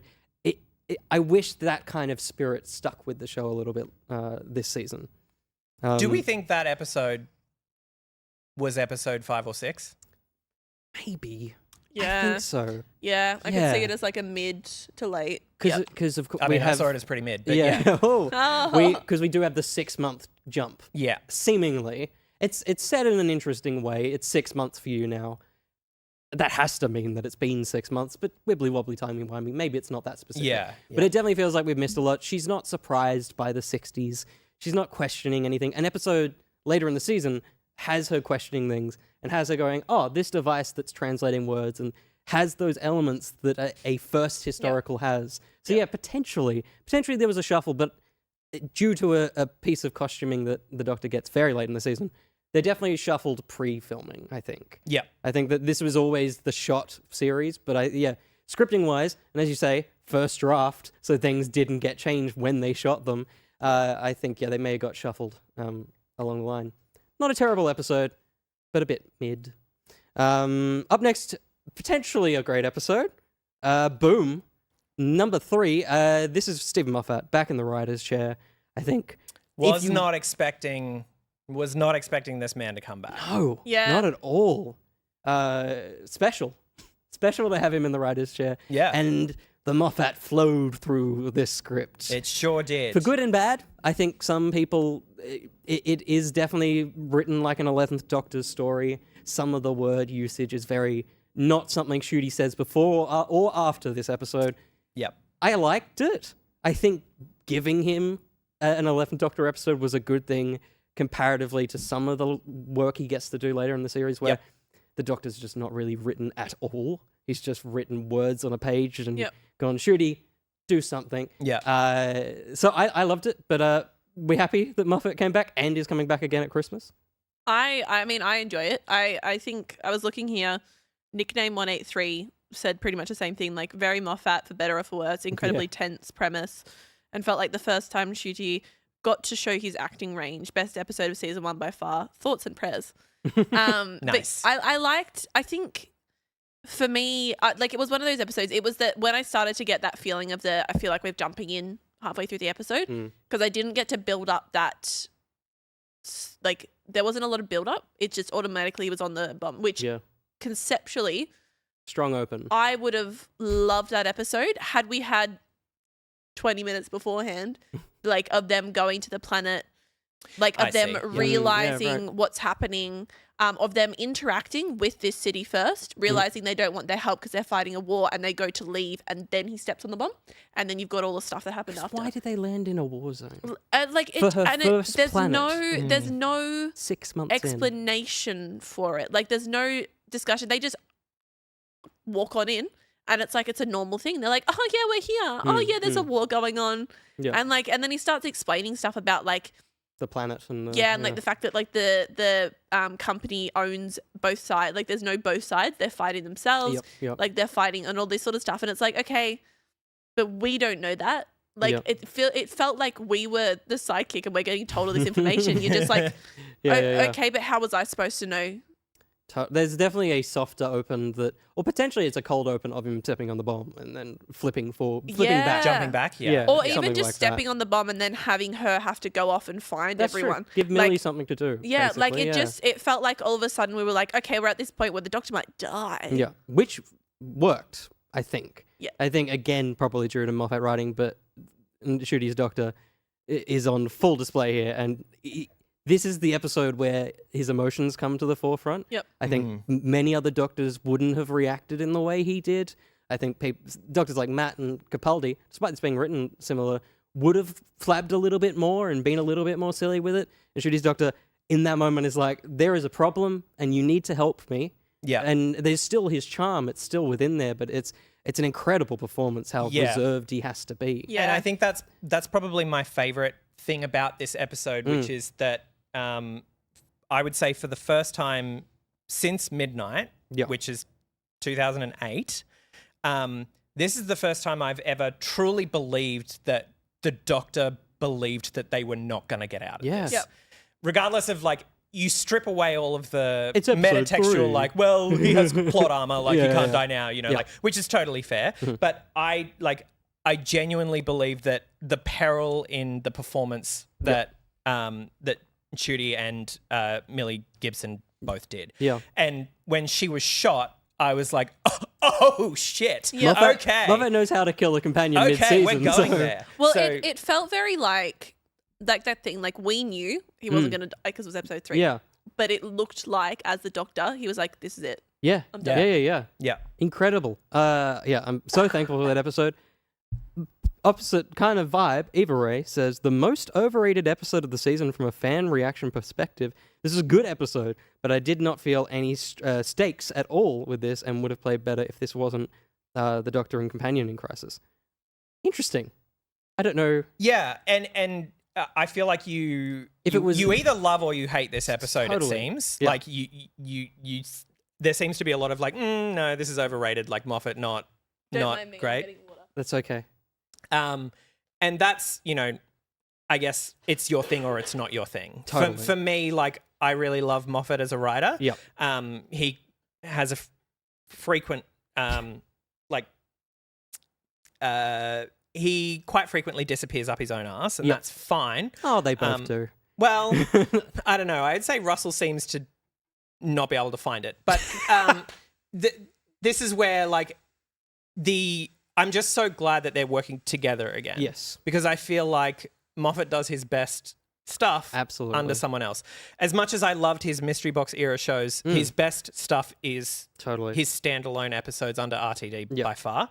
And another thing to point out, first appearance of Verita Setu, That's true. our season 2 companion. She's just going to abandon that kid? I'm reasonably certain that this It's is a like di- a Freema Agyeman situation, Or, and she's yeah, not okay. going to be playing the same character. So interesting. But Yeah. if she I mean, does, then it'd be power cool. to her, because it would mean an off-world companion, That's which what I want. which is I think a lot of people want. Yeah. I don't think we're going to get it. No. No, she probably just works at like H&M or something. I was trying to figure out how they were going Villain to Guard tie H&M. in that he got would one. go back to this planet and Yeah. get her. Yeah, And I'm yeah, like, yeah. nah, it's probably going to be like a thing of like, oh, it's someone that looks the exact same. Yeah. And just before we finish up on that episode was not the best rated Interesting. Pocketeer episode, but the second best rated Pocketeer episode Ooh. at 77. What a tease. Speaking of 70s, number 4, 73 yards. See that? Well done. See what you did there. Well Thank you. done. Thank you. This is back to Mr. Russell. This is our first companion, Dr. Light episode since series Capaldi? Before that. No, Flatline. I reckon it's Flatline. Flatline is maybe the Yeah. last Dr. Light episode. Yeah, And even that, okay. he's in it for a while. Mm-hmm. Someone can correct me in chat. Big thing, especially in the first season of a Doctor, to go, we don't need you. Which is obviously a very real world thing. Yeah. Ncuti is very busy with his Barbies and his sex educations. Yeah. This and the following episode and Church of Riode were the first block of Doctor Who series 1 filming. So yeah, This was Millie Gibson's first yeah. episode that she shot, Yeah, and she had to carry it entirely on Yep. her own. totally. And not, She did well. totally, and not only first episode. The first thing she shot was her in her late 40s staring through a window. She hasn't even played this character yet, and she had to sum up the emotion of a character that doesn't have any writing behind it. Yeah. In that moment. Yep. This one is not controversial, I don't think, but a little bit divisive. Yeah, I think it Give is us a little bit. Tell me, Nick. Well, okay. A lot of people didn't like the ending. Well, some people fell asleep. I fell asleep. So the end of this episode, I'm going to go to bat for this episode. Do it. Because a 100%. lot of people were really pissed off Got at no the ending. bats. I really, really liked this episode tonally Yep. and even just like direction wise, like the really Dutch tilts really Yeah, close yeah. to people's faces. Like the mystery could have left the Roger Rapp Williams stuff on the side, That's whatever. very strange. Having said that, the ending of the episode, at this point in time, what we know of Ruby is that she has been abandoned and she doesn't understand why. Yep. That's her entire character arc. So when you look at this from like a folk horror perspective, which is what it's trying to be, Totally. it's very, very common in those kinds of stories to have this unknowable force which is just manipulating the idea of reality in such a way that, you know, to make those kind of fears manifest. And her fear being abandoned is like tied in so much to the fact that everyone who speaks to that old woman who is always 73 yards away from her Yep. abandons her and she doesn't know why. Yeah. And the most telling part of that, so, you know, like I see a lot of people being like, what could she have possibly said to her own mother? Or what could she have possibly said to Kate? That's, to me, not at all the point. Yeah. Where, you know, Carla never would abandon Ruby. Yeah. She took her in. She chose her as a what child. if?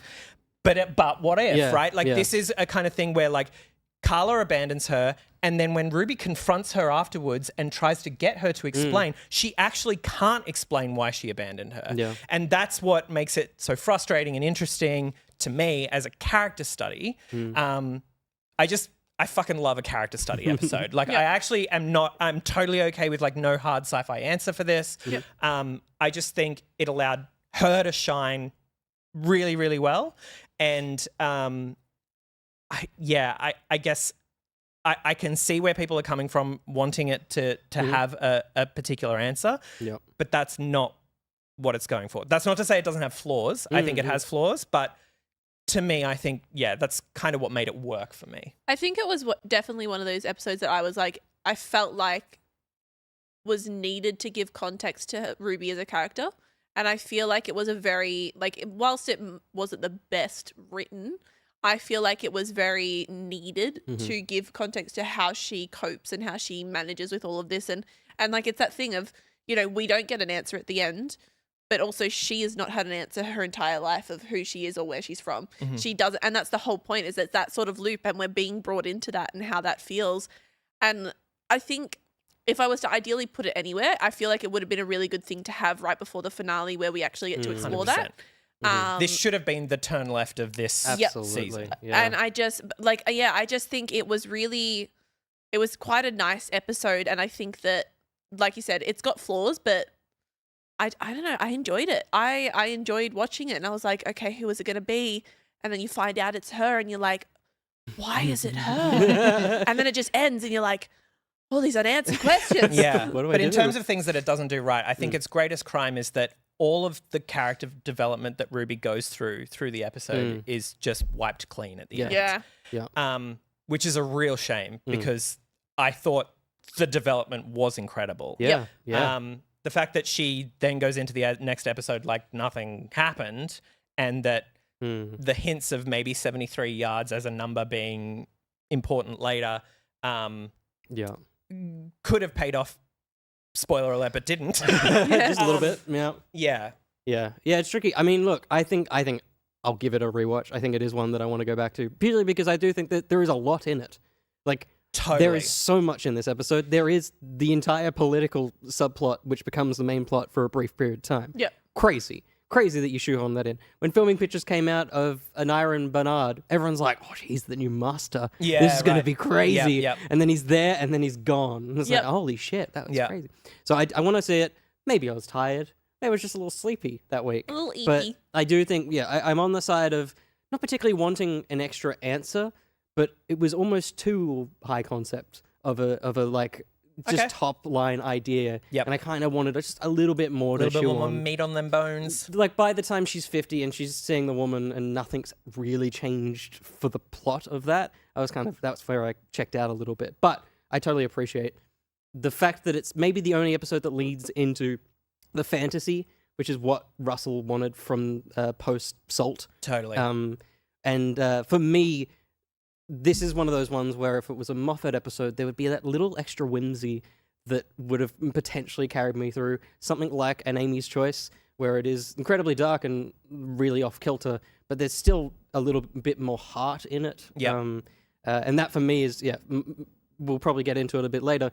Russell really wanted this series to be the fantasy series, and I don't think he ever really landed that, and he just sat in between sci-fi and fantasy all the way along. But anything from the Pocketeers? Yeah, so the Pocketeers rated this episode a 70 overall. Multifish said, brilliant, not as good as Turn Left, but it tried. The first episode this season that tore me away from my second screen with an interesting hook and solid narrative if you keep yourself from thinking, how does this all get reset? Yep. Very Because fair. you get to a point about halfway through the episode where that is inevitable, right? Nano Jean said, this is where Who absolutely shines, such suspense, savor in the unknown, takes a cool-ass concept and runs with it. And Mitch said, I have a lot of respect for this episode and its ideas. I get why some people have it as their favorite, but I just think this ep comes off as thinking it's more clever than what it actually is. I don't mind answers being left open at all, but I think the Roger Ab William twist and the resolution was just underwhelming IMO. And there's a bit of like contrivedness in the sense of like, you're not going to shoot a woman for stepping on grass. Like, no one's going It's football grass. All right? It's football grass. All right. But yeah. Yeah, totally. I feel like that's the thing of like that wouldn't have been as open-ended had it been before the finale. Yeah, totally. You could have run this straight into the finale. Yeah. And you would have been like, oh my God, it's continuing. What's happening? Yeah. And if we got that character development crossing over, we would have had Ruby being like, I saw this really weird woman. This woman I keep seeing, blah, blah, blah. It's right there. It's the only time a conversation is had with Susan. So it totally would have fit. Yeah. That's the first 4 episodes. Thank you to everyone for submitting comments. We've still got more. They're still in here. We've got a lot more Doctor Who stuff coming up after this ad break. This will be gone because it's gone now. Because you can listen. We're done. Everyone just yell and you can come back now. Come back! Come back! Come back! You can come back! Please come back. Spoilers. No! She's back! Ruby, go away! Ruby!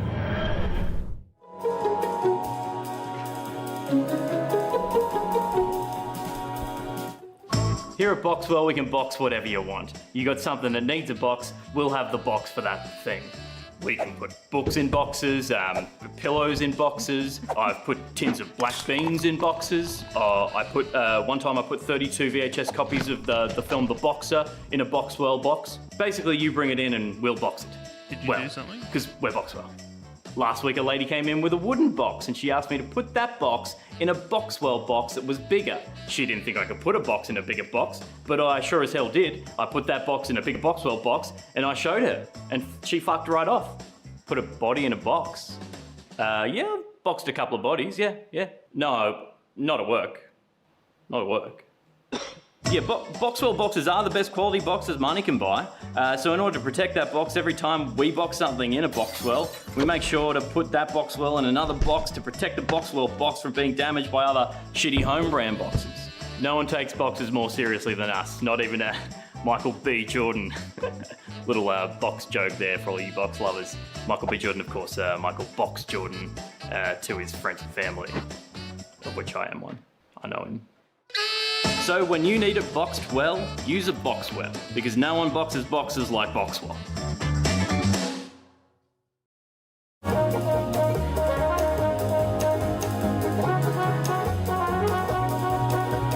Fortnite Friday shenanigans alongside streamers such as Liz Dahlia, Snail XD, and All Syntax Errors, which sees a smorgasbord of back pocketeers rotate into the player roster each week. On weeks when the Fortnite server is down, we become Friendship Fridays and do other community co-op there. Alternatively, check out the Fortnite Friday people. And we have a whole smorgasbord of backpocketeers. Anyone is welcome that is part of the backpocket community. Come and join. I like that you used the word smorgasbord twice on this stream. That's fantastic. A smorgasbord of backpocketeers. Smorgasbord. A smorgasbord? Smorgasbord. Smorgasbord. Smorgasbord? Smorgasbord or smorgasbord? Smorgasbord.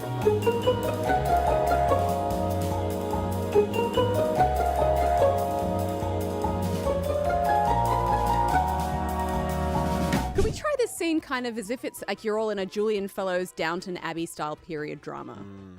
My bread and butter.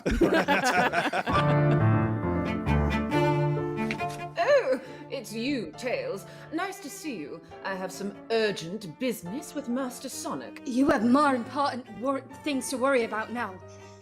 Your rocket's on fire, sir. Old Man Owl notices the fire and smoke coming from the back of the plane.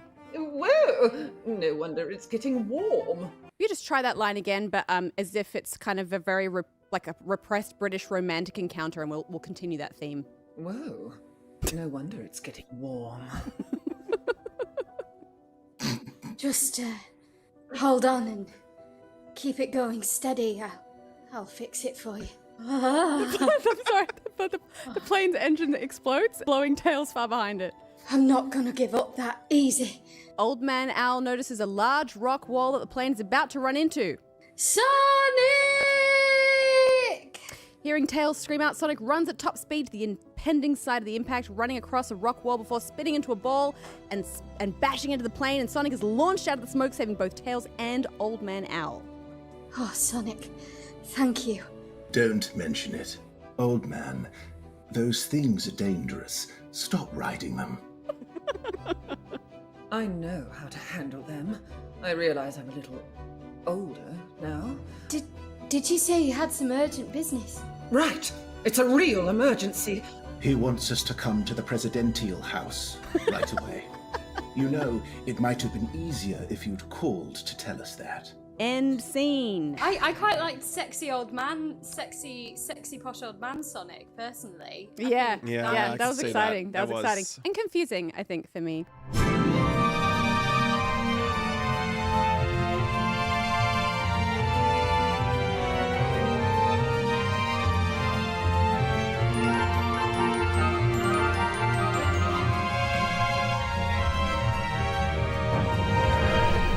Wait for the stray to get in front of the camera. Hi. I said we had to wait for the stray to walk in front of the camera before we came back.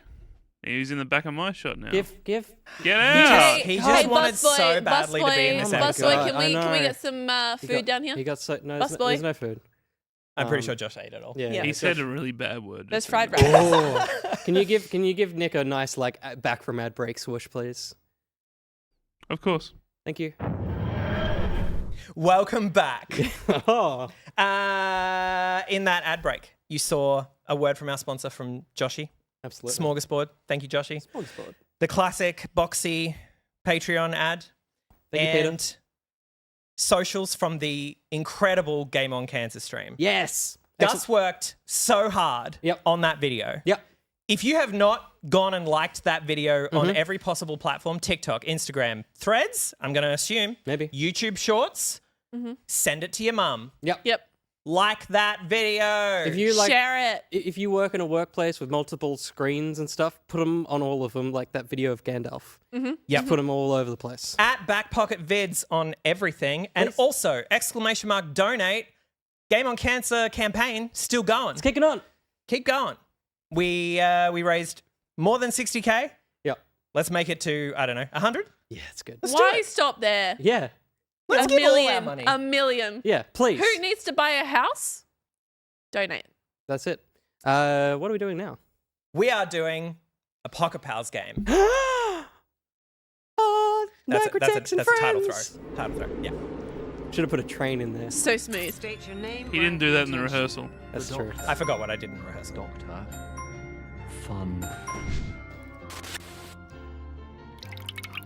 I think we should play Name My Cousin. It's a piddle. It's a piddle. Thanks for that title card, Will. Thank you. So for this game, we are borrowing a Pocket Pals classic with a Hooniverse twist. I'm going to present the two of you with a category of items, and all you have to do is try to name as many of the items that match that category as you can. And it would be super cool for chat to play along as Yes. well. The thing I want chat to do is when I show you the category, I want you to try and just guess a number of how many you reckon you could do off the top of your dome. And then we'll go back and forth between you. Okay. Until we can't anymore. That's awesome. It's going to end very shortly.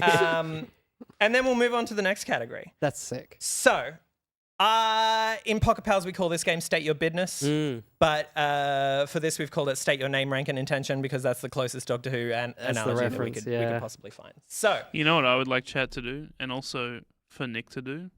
Mm-hmm. You sounded so sultry when you said that. was You're really like, cool. and also, I would like him Nick to thank OzNaminator, the sponsor of the segment. I would like, yes. Hey, leave me alone. OzNaminator, you're my OzNaminator. favorite. OzNaminator sponsors this segment, and every week on Back Pocket, when OzNaminator sponsors a segment, we look at a location, we try to guess where it is. Okay. Yeah. That's not very Doctor Who-y. No. So what I've done is I've picked a Doctor Who planet. Yeah. Mm-hmm. And I'm going to give you some light clues. Oh, Jesus. And you're going to tell me what planet I'm thinking of. Okay. This is all on you, Will. No pressure. All right. This planet is located in the 7th galaxy. You've gone nerd straight away. I'm done. We got to start obscure. Yeah. 7th galaxy. Okay. This planet is home to an ancient and advanced civilization. No. I've just gone Stargate for some reason, so just Throw it in there, ignore see me. what happens. I'm just like Atlantis. Yeah. It's not Atlantis. Ancient. I couldn't think of the name. The Ood don't have a planet name apart from Planet of the Ood. Yeah. But I think it's not called the Ood Sphere, the Ood, right? They are in the Ood Sphere. Yeah, not the Ood Sphere. Okay. In the modern series, both the 11th and 12th Doctors have been here. Oh. Where have they both been? Gallifrey? It's not Gallifrey. Because Matt hasn't been there. He went past it. Oh shit. Yeah, this next segment's gonna fuck us. This coming in planet's with all the nerd environment stuff. is radioactive. Oh, did Matt? I keep getting one for one and then another. Skaro? It is Skaro, Skaro. home planet of the Why did Daleks. Matt go there? Asylum of the Daleks. Of course. Yeah. Yeah, amazing. Look, you can make an argument that they went to a moon above it or something. But nice. If Very I'd said nice. just the 12th Doctor, you guys would have gotten it straight away. That's I feel true. like. So- Yeah. I miss the Daleks. I know they're fucking everywhere here, but like I miss them this season. And my dad said it a few times. He was like, they just need to give him a Dalek or two or something. Yeah. And it's true. It's a sad fact. It's the same thing that I think Jodie faced until she faced the Daleks over like 70 different Christmas specials. Like the Doctor isn't the Doctor until they've faced the threat that we know. And maybe they kind of got there by the end of this season, but I think Judy needs to face something, a Cyberman or a Dalek or something. Yeah, there needs to be. That's the thing. Yeah, there needs to be like a big bad that we've seen before, and it's like that classic. Like anything could happen in it, but you just like That's fun. I just want to hear them Keeps say going. exterminate and stuff. They're here again. I want to hear you say stuff. You want to hear me say stuff? Yeah. Well, I have already explained the game, so I'm hoping I don't have to do that again, but let's jump right into the first category. So, the first category I have Oh, Jesus. is since 2005. So everything from here is just modern series onwards. Don't worry about classic. Yep. I want to go back and forth between you. Actors whose names appear in the time vortex in the opening titles of any episode since 2005. Peyton, do you want to start? Eccleston. We'll start with the Doctor. Nice. Start with Christopher Eccleston. Christopher Eccleston is correct. Kylie Minogue. Kylie Minogue Give me that. is there. I wish I'd done this better. We'll just wait. It's all right. Yeah, no, it's good. You She's got there. it? Sorry. Yep. I'm just going to go through all the Doctors. David Tennant. Nice. David Tennant is there. Matt Smith. Matt Smith is there. I didn't mean to steal it. It's I'm just going to hold this tablet up a bit more in front of my face. Please. I'm so sorry. Jenna Coleman. Jenna Coleman sure is. Peter Capaldi. Peter Capaldi is right there. Shruti Gatwa. Nice. Ncuti Gatwa is there.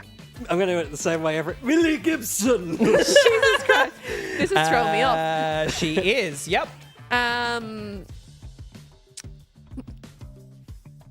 Jodie. Yeah. What's her last name? Oh my goodness. I've just had a blank. There's an ejector I'll give it to button. you. Jodie Whittaker. Jodie Whittaker. Yep. Karen Gillan. Karen Gillan. Is not. What? I want to think Be of some. wild if What she is wasn't. some?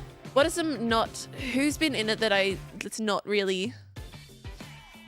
It's not an easy one. You want to Yeah. challenge yourself. I'm just doing the doctors at this point. I I need mean, something. there's some companions. There's quite a I few. think you've done all the doctors at this point, bar one. Yeah. Oh, interesting. Bar two, actually. Do you... What happens if we say the wrong thing? Do you stab us? No. We Nothing just happens. all move on with die? our Okay, lives. all right. And you just have to live with the shame that you said a wrong thing about Doctor I'm Who on the having internet. such blank, and it Couldn't really do that. hurts. I me. called you a nerd. I have to be the I'm nerd. having a blank. Who's the war? What's the war doctor's name? That's by John Hurt. John Hurt. John Hurt. Well done. That was a hint. Sometimes you shouldn't say the name in a hint, but I did. John Barrowman. John Oh, Barrowman. that's a good one. Yeah. Well done. I know character names and I don't know real names. Yeah, okay. Maybe that'll be useful later. It's not gonna be. Peter Capaldi. I'm just gonna take it. He's in there. Oh, so it's you already in did there. a good job. Who did we not do? There's another Matt companion that you can chuck in there. There's Everyone almost always any forgets of him. David Tennant's No, I companions as remember well. him, but I You can't don't know remember his name. actual name. Oh God. Okay. I mean, Prima Agaman. thank you, Josh. Prima Agaman. I'll take that one. I watched Thank Doctor you. Who. I'll take that one. Arthur Darvill. No, Arthur- that was Z. That was Z. Okay. I cheated. Join in. That was Z. Yeah, Please. join in, please. You and I can be one person, and then Will can be the other one. I said Arthur. Go on. Oh, Billy Piper. Billy Piper. Nice. That's the one I was waiting for you to get. Liz Sladen. Elizabeth Sladen appeared once, Yeah. which is unfortunate. What else is left in that title sequence? Have I got them all now? Is there You missed more? one. Okay. Did they credit Jackie? They did not credit. They credited Jackie immediately after the Yeah, title okay. sequence, but Like, no, hold not the in gun. not in the. Can I? Who? What's the actress's name for Sarah Jane? I just said it. That's Oh, Elizabeth Sladen. Okay, Elizabeth Sladen. We'll pretend that's not there, and I just got it. Oh, nice. Catherine Tate. Catherine Tate. Hey, that Well is done. the companion of that episode. Okay, so what we're missing is one doctor Okay. and quite a Wow. few companions. One doctor. What? Hang What? on. Oh, Peter Davison. No. Ooh. No. Yeah, he'd be No. in Tom time. Baker. No, Oh. not in the opening titles. Interesting. You're right in that Peter Davison did appear in the opening credits of Time Crash, Yeah, minisode, but whatever. which I didn't count. Let's hold- That's correct. I'll Okay, give you a. I'll take Josh, that. can we give Will a affirmative noise? No, because I just punched them. Yeah, good. Yeah, that's for I punching punched the mic. microphone. That was what that was for. There's a doctor that was with Capaldi in his Regen episode. But you're not going to know the name of I that didn't. person. I didn't watch his Regen episode. That's fine. David Bradley? David Bradley. How was he credited and not Tom? I suppose Tom Someone Baker was else in only that in the. episode was credited. There's a companion in that episode. Peyton doesn't know the names of these actors. so That's say okay. the character. Say the character. Say the Nigro- character. I'll give you the character. Yeah, yeah, yeah. If you can Nigro give me a knows- character, I Nigro- will give it to you. Oh no. The no. companion of Mr. Capaldi. No, I'm. Oh, Billy. Yeah, yeah, yeah. Yeah. Yep. So Bill was played by Pearl Mackie. Hell, Mackie. Oh shit. What other one-off companions? Is that what we're looking for now? Really? I'm looking for some one-offs. One-offs. Yeah. This is Any one-off. Actually, everyone that's left is okay. Let's be honest. You haven't named any Jodie companions. I know. Bradley Walsh. Bradley Walsh. Get him up there. That's about it. Then the only reason I know him is from all the game shows that he yeah. does. And just say the companion names if you can remember. Oh, did you watch Jodie's? No. No. Matt Luke. Is it Matt Lucas? Was Matt he? Lucas. Yes. He's one of them. That's Well all. done. Nadol. Tosin Cole. Tosin Cole. This The is- worst actor to ever be on Doctor Who. I'm so sorry. You were great in Star Wars: The Force Awakens in an X-wing for Was Clara's boyfriend ever credited? Not credited. Okay. poor old Danny. No. Hit by a car. Yeah, it's depressing. But how did he have a great grandson? We'll never know. Timey-wimey. Yeah. That's what happens is she goes back. That's in her little thing. She goes back and she's with me and they're like, we're going to travel. And then she just takes her back to when he's alive, has a kid with him. Yeah, that's very sweet. Yeah. All right.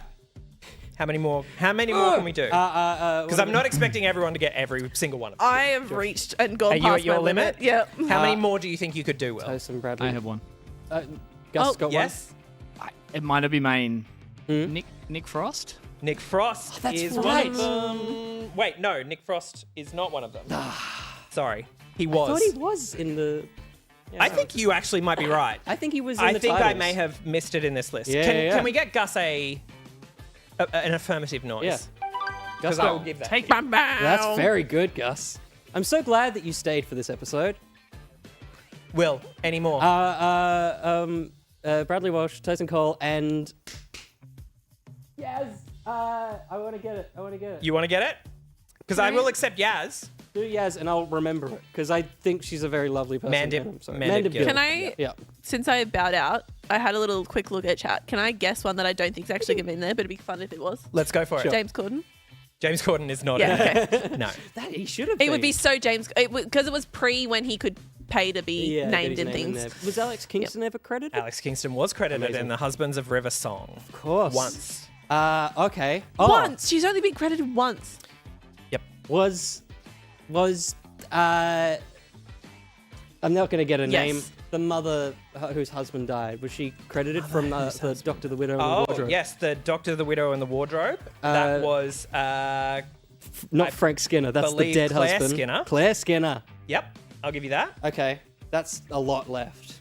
It's quite a There's lot. so I will tell many. you, David Tennant's final episode had 2 people named in it in the opening credits who you have not said. Oh fuck. David Tennant's regeneration episode. John Sim John Sim as the Master. and Timothy Dalton. No. Who else was? Oh, Bernard Cribbins. Bernard Cribbins. Well done. Fuck. Okay. How is there what's- more? If you say Will, I'm gonna No. go crazy. What's her name? Missy. Oh, Michelle Gomez. Michelle Gomez was not Oh. credited as a. Okay. And They is it should just be. specials. Oh, okay.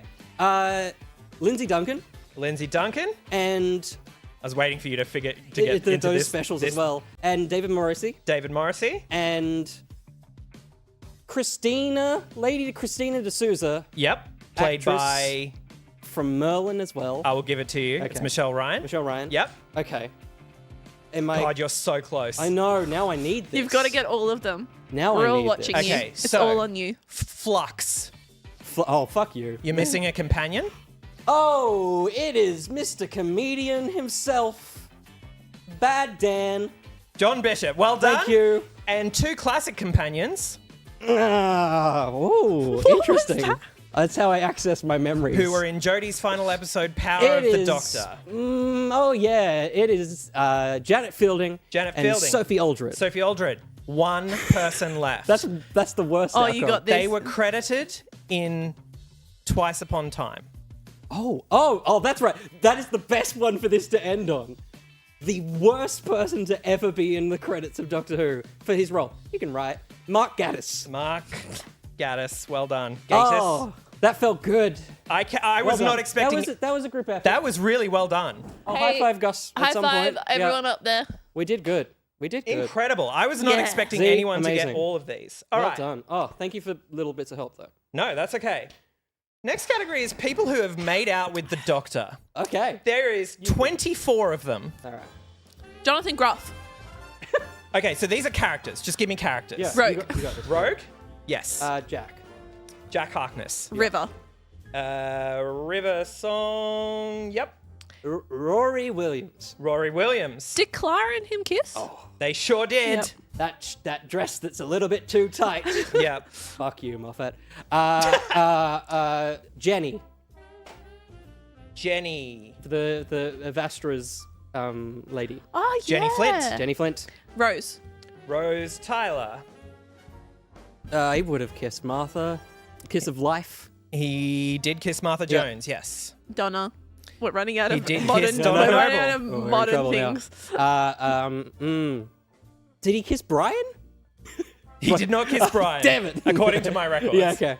That would have been great. Astrid Peth. Astrid Peth, Kylie Minogue herself. Yeah. I was going to say the master, but then there was a whole thing about this episode being it. Did he kiss Missy? He should have kissed Missy Yeah. slash He the did master. indeed. Percent. Missy Oop. percent two. Oh, God. I've screwed that up. He's also kissed the master. Yeah. Yeah. That counts as two. Technically Why not? the same. Okay. It's funny because I don't think Tennant kissed as many people as you'd think. Like, across it all. Did he kiss Nardole? He did not kiss Damn Nardole. it. Who has he been in love with? Like, Oh yeah, Madame de Pompadour. Madame de Pompadour. That's a good line to go along. He's been in love with more people. The- There's, yeah. Was it Queen Elizabeth? Elizabeth the First. Absolutely. Yep. Joan something. Yep. Joan Redfern. Joan I'll Redfern. give to you. Yep. Great suburb. Did he ever kiss? I haven't watched it. Did he ever kiss Sarah? Didn't kiss Sarah. No, didn't she? that's too. It's too raunchy We didn't do that for back that then. era. Not back Yeah. then. Yeah. Also, this is still just modern. Oh yeah, modern stuff. I didn't even think of that. There's a Matt companion that's missing. Literally, we named the other ones, but Matt's main companion. Not up there. And she was ready to. Yep. Pounce If anything, his he bones. didn't kiss her initially. On her wedding day. On her wedding night. I Yeah. kissed her back. I just had. My brain is not Yeah, working. no, All I'm thinking of is like. Yeah. Your hair. Will, I know that. Yeah, but it's just not in But there. my brain is just really blank at the moment, That's and I can fair. see the scene. I can see the scene Yeah. where she's on the table. and Amy there's- Pond. There we Yeah. go. We nailed it. Well done. We did it, Will. everybody. Okay. Oh my god. Did he kiss Lady Christina? He did kiss Lady Christina D'Souza. Yep. Just thinking, Matt. Someone's mum. He kissed someone's mum. Rose's mum? Yes. Jackie. He kissed Jackie Tyler. Yeah. Jackie Tyler. And now I'm on a slap fest. I can see all the people that has slapped his face. I'm not gonna say I'm gonna expect The rest of them? the rest. Interesting. Oh, Do you want God. to start throwing us clues if there are All right. already? I'll give you a clue. One of them counts, although they are not typically in human form. The TARDIS. He did kiss the TARDIS. Call her sexy. One of them is a historical figure known for singing a song to a president. Marilyn Monroe. yes. He did kiss Marilyn Monroe. Marilyn, get your coat. Yep. He Great also line. kissed someone who looked very much like Queen Elizabeth I, but was not. Queen Elizabeth II. They're twins. Josh. What was the alien? Zygon? Yep, he kissed the There we go. Zygon You said commander. it. You said it. You would have. I'll take all You the would've points. got All right, I'm going to Every reveal single the one. rest for the Please. sake of moving on. Yep. We had Lady Cassandra. Oh, yeah. Of Lee course. Clayton was the fugitive doctor's husband, so of course they kissed. Okay. Yes, Maid Marian, Missy the Master again for some reason, and Tasha Lem. Just three They times. made out a lot. Apparently my software does not handle slashes very Who well. is Tasha Lem? Tasha Lem was in Matt Smith's Regeneration episode. She headed the Oh. papal mainframe. Right. Yep. All right. Things Oh yeah, they kissed. that have killed the Doctor. Nice. Reasons the Doctor has died and regenerated. Who would like to start? Died and regenerated. So not just if they've regenerated. These are deaths. Even including regeneration? Not Yeah. including. Because was it Matt that died of old age?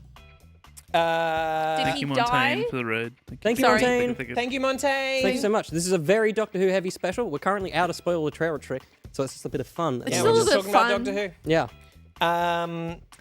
Because did he actually technically die in that? Like he got old. He got and then very old. And then he was given more regeneration to be able to regenerate. He died because his regeneration cycle was refreshed. out. Well done. What the hell?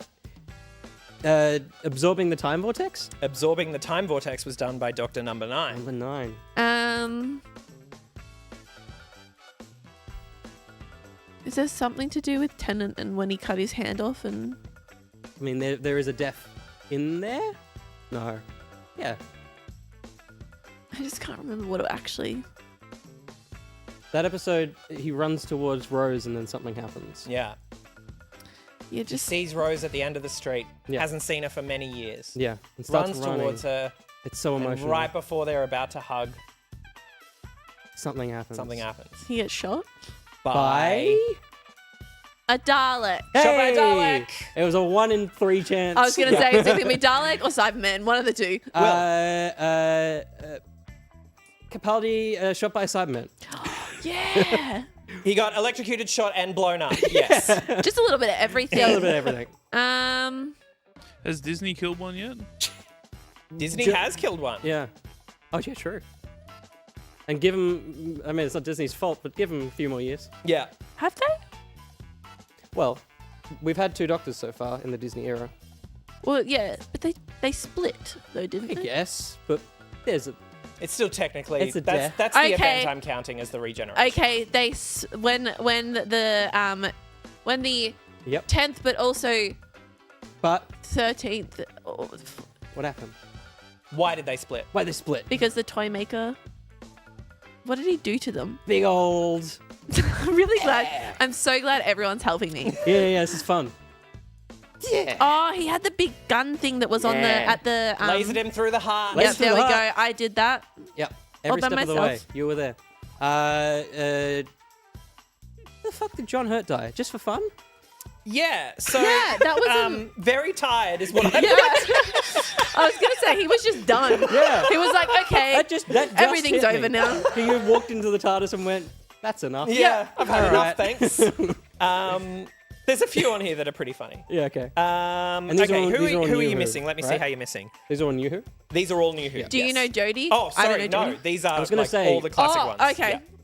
Do you know Jodie? Yes. Shot by a big laser? Sideswiped by a laser. Yeah. That's how What's Jodie with was them killed. and adding lasers in? Yeah. Oh, yeah, there's another laser. Isn't there? I think there's another laser. Maybe not. I don't think. Can I just start guessing the old Who and how they Yeah, all go died? for You it. should do it. I'm gonna guess one of them fell over. Fell Yeah. off? Look, I'm gonna give it to you. I'm Yeah. gonna give you 4. Yeah. Tom Baker fell off a telescope. That's good. You know why I would know that? My mother. She'd be like, "Oh, there was and people then off this happened." telescopes? Tom Baker was like, she couldn't. You Yeah. ask her about Tom Baker, she talks about Tom Not at Baker. all. Radiation.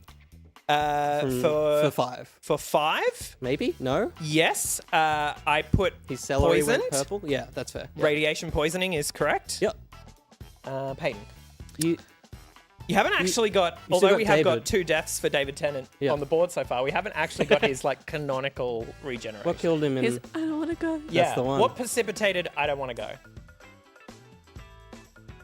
There's pressure on me, and I can't remember. I'm Can sorry. I just No, can I just yeah. say someone got shot with a gun? Someone was shot with a gun. 'Cause The we- 7th Doctor was Yep. shot with a gun. Was that the same episode that we watched the show, or is that a different thing? That, Nick talked about it at the start of the Okay. Yeah.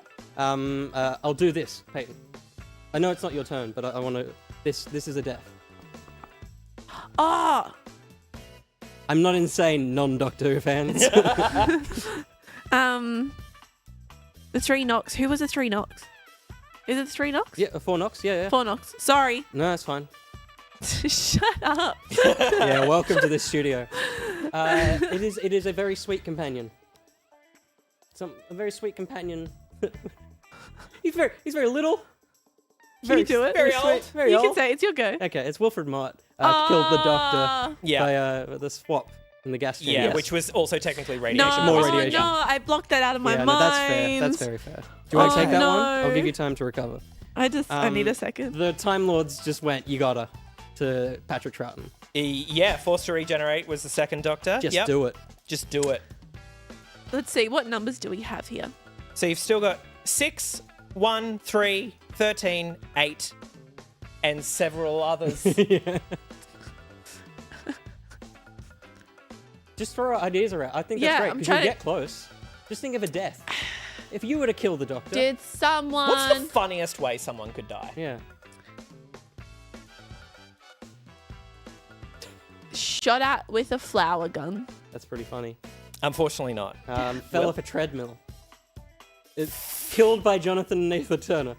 Look, I'm going to say bump on the head for 6. Yep. Yeah. Did Carrot anyone juice. just age out Yeah, I mean, and just die from aging out? The first Doctor. absolutely. Old age. I mean, got he it. was old when he started. Yeah, yeah. So He was 55.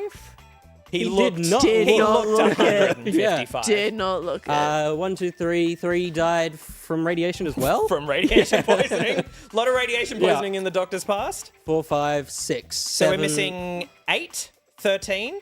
There's another 13. Another 13. That's Oh, all on Master you. said, do it.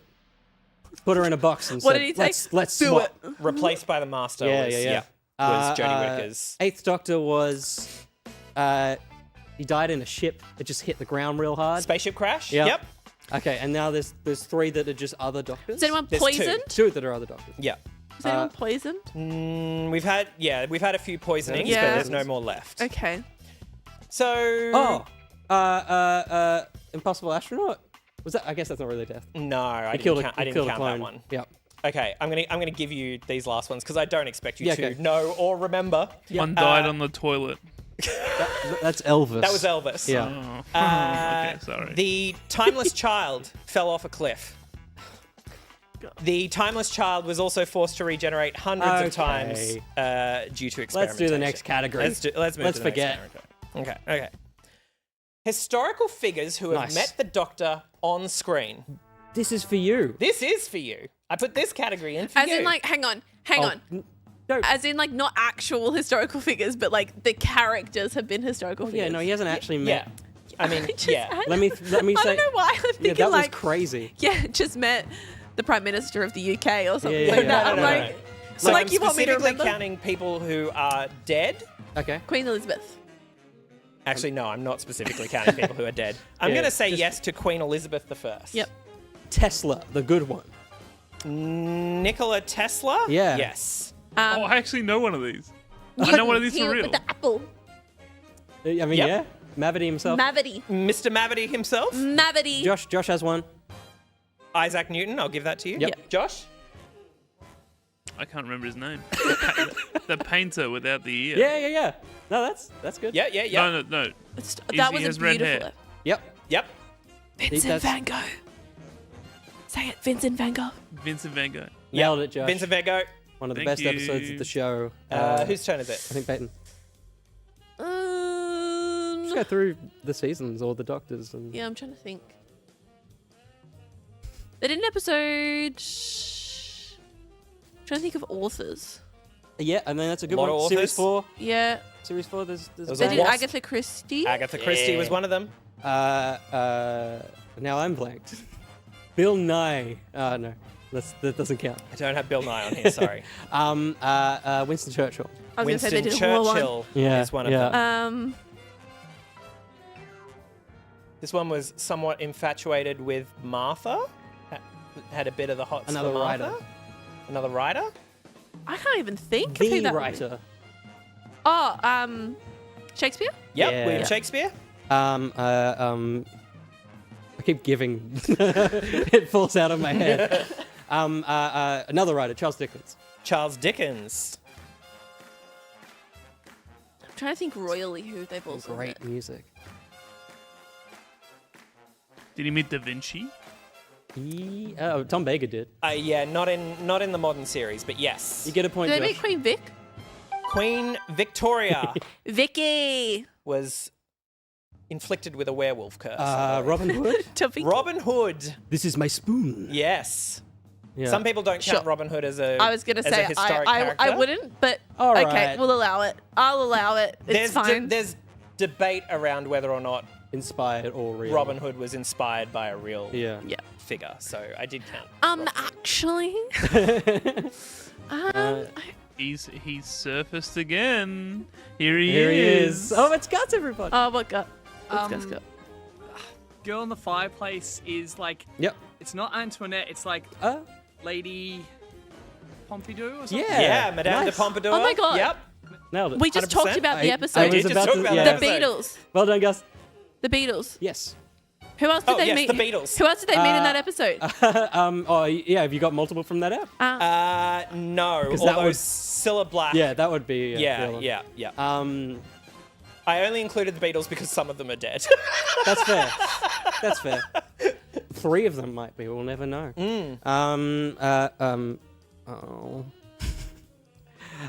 Who was Matt met? Cleopatra. No, that was River. But yeah, we don't have Cleopatra no, on here. No. There was someone we met in The Impossible Astronaut. Nixon. Richard Nixon.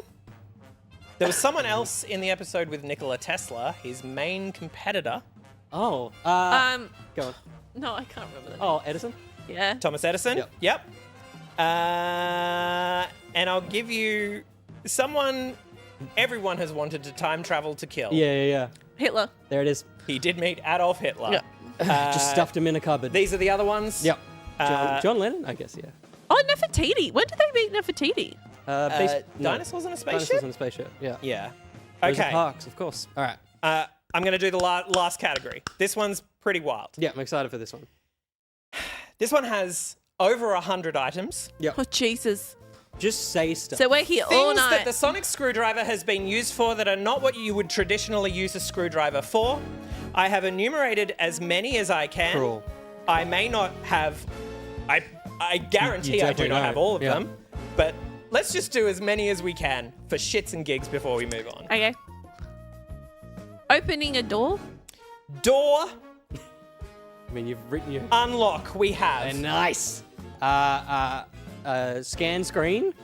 I'm going to give computer scan. Yep. Scan a human. I'm going to give... yes.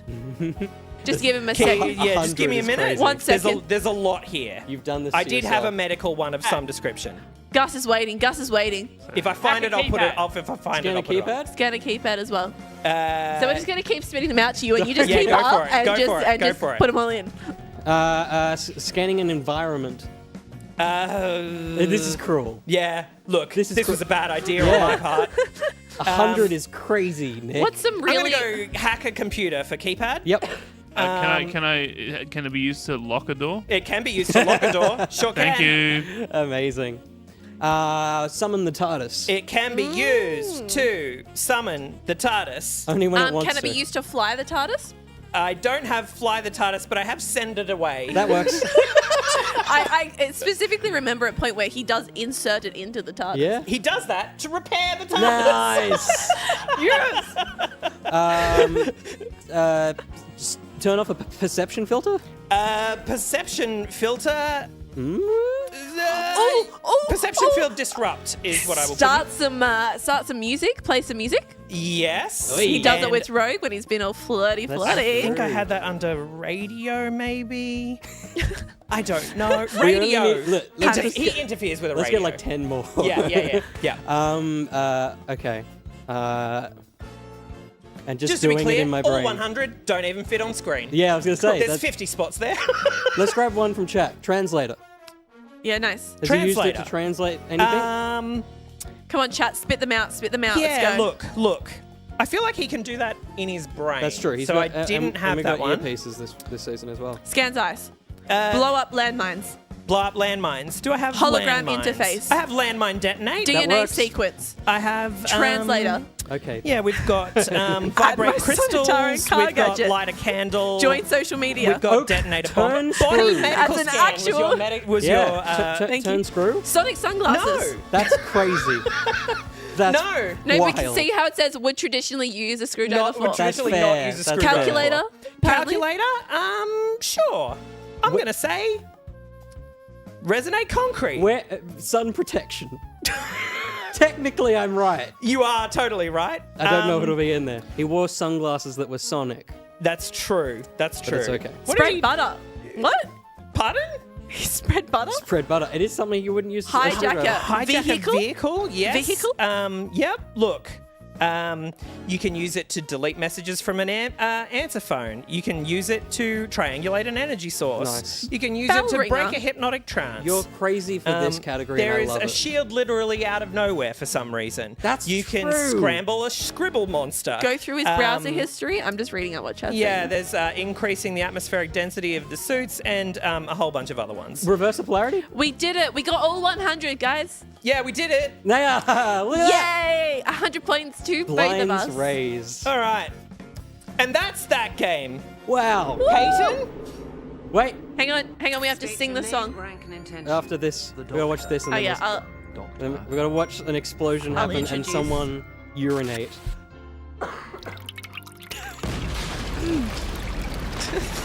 It's like someone is just really into peeing. Yeah. So now that we've watched someone getting peed on, it's time for us to move into the final 4 episodes of reviewing. Do the title. Review. Season 1, Series 14. Series 40. BBC Entertainment. Disc 3. Disc 4. Disney Plus. Select audio navigation now. Press enter to select audio navigation now. Am I triggering I don't anyone have at my home? phone on me. People are getting... Hang on. I'm not prepared. What the hell? Audio jungle. Okay, come back, Peyton. That's fit. Oh, good. That'd be helpful. I totally know what I'm Let's doing. go. So we're going to start off with the first episode, episode 5, Dot and Bubble, which was an episode. Sorry, we're forgetting something. We are forgetting. Oh, we still want to... Are we doing it again? This episode, this segment, No. I get... Okay. Yeah, we're about to talk about Doctor Who Season 1. Oh! Spoilers. Get out of here! If you haven't watched the season. Or stick around. I'll stick around if you like. This is a really smoothly done show. Yeah, you can hear us talk about it and then decide yourself if you want to watch it. Yep. Because Will's watching you. And we're watching Will. Anyways. Dot and Bubble. Dot and Bubble. What did everyone think? It is an incredible idea. And then it is a huge idea to do with your new Doctor. Like, just... Like, I adore the premise. I think it's so... It is like... It's confronting when it hits Absolutely. this moment in the episode. It is such an... It is something that Doctor Who has never done. And there is reasons why it hasn't. There hasn't really been a situation that it could have done it. And yeah, it is one of the few times this season, maybe the only time, where you do have a moment of like, oh, okay. Yeah. Like, oh, they shit. went there. Yeah. They went there. Because the stakes of the season doesn't really do it. So this is the moment where you have a little bit of a pause. Yeah. Yeah. Of course, this is the episode where they're just a bunch of racists in space. Racism. Space racists. Racists are bad. Yeah, I like. So one of the big things we wanted to do for this episode is we wanted to get perspectives that weren't our own, because obviously we are all not We are all people white of color. people. We are Yes. white people. Yeah. So I did a little bit of research, just because, I mean, at the end of the day, there is probably a pretty heavy consensus that it's not the best episode. But in saying that, there were a few things that were sort of brought up, which for me was something that was eye-opening for me, is that the fact that when I watched the episode, it felt like it was thrown in at the end, this racism side of things. It was like just thrown onto it. But I have found, like, there's a few people, there's some, a lot of Reddits as well. I love to see more of the discussions rather than the actual articles, where I found a lot of people were saying, we're not seeing it because we're not used to seeing it. But throughout the whole episode, they noticed every little microaggression. They noticed every little aspect. And they were like, yeah, it's pretty obvious what it is. But for us, it was like, oh my God, where did this come from? But there was little things. Like, there was one thing that one of the people mentioned, that there is literally a line where she says, I know you all look the same, but I definitely blocked you. Which in my mind, I just thought she was being like a rich bitch. But like, I didn't even put it through, which I think at the end of the day, that's the biggest thing, is like, it's an eye-opener. Like, when I look back at it and I watched it again, even though I might not enjoy the story, which I think the consensus is the storyline wasn't the best. Yeah.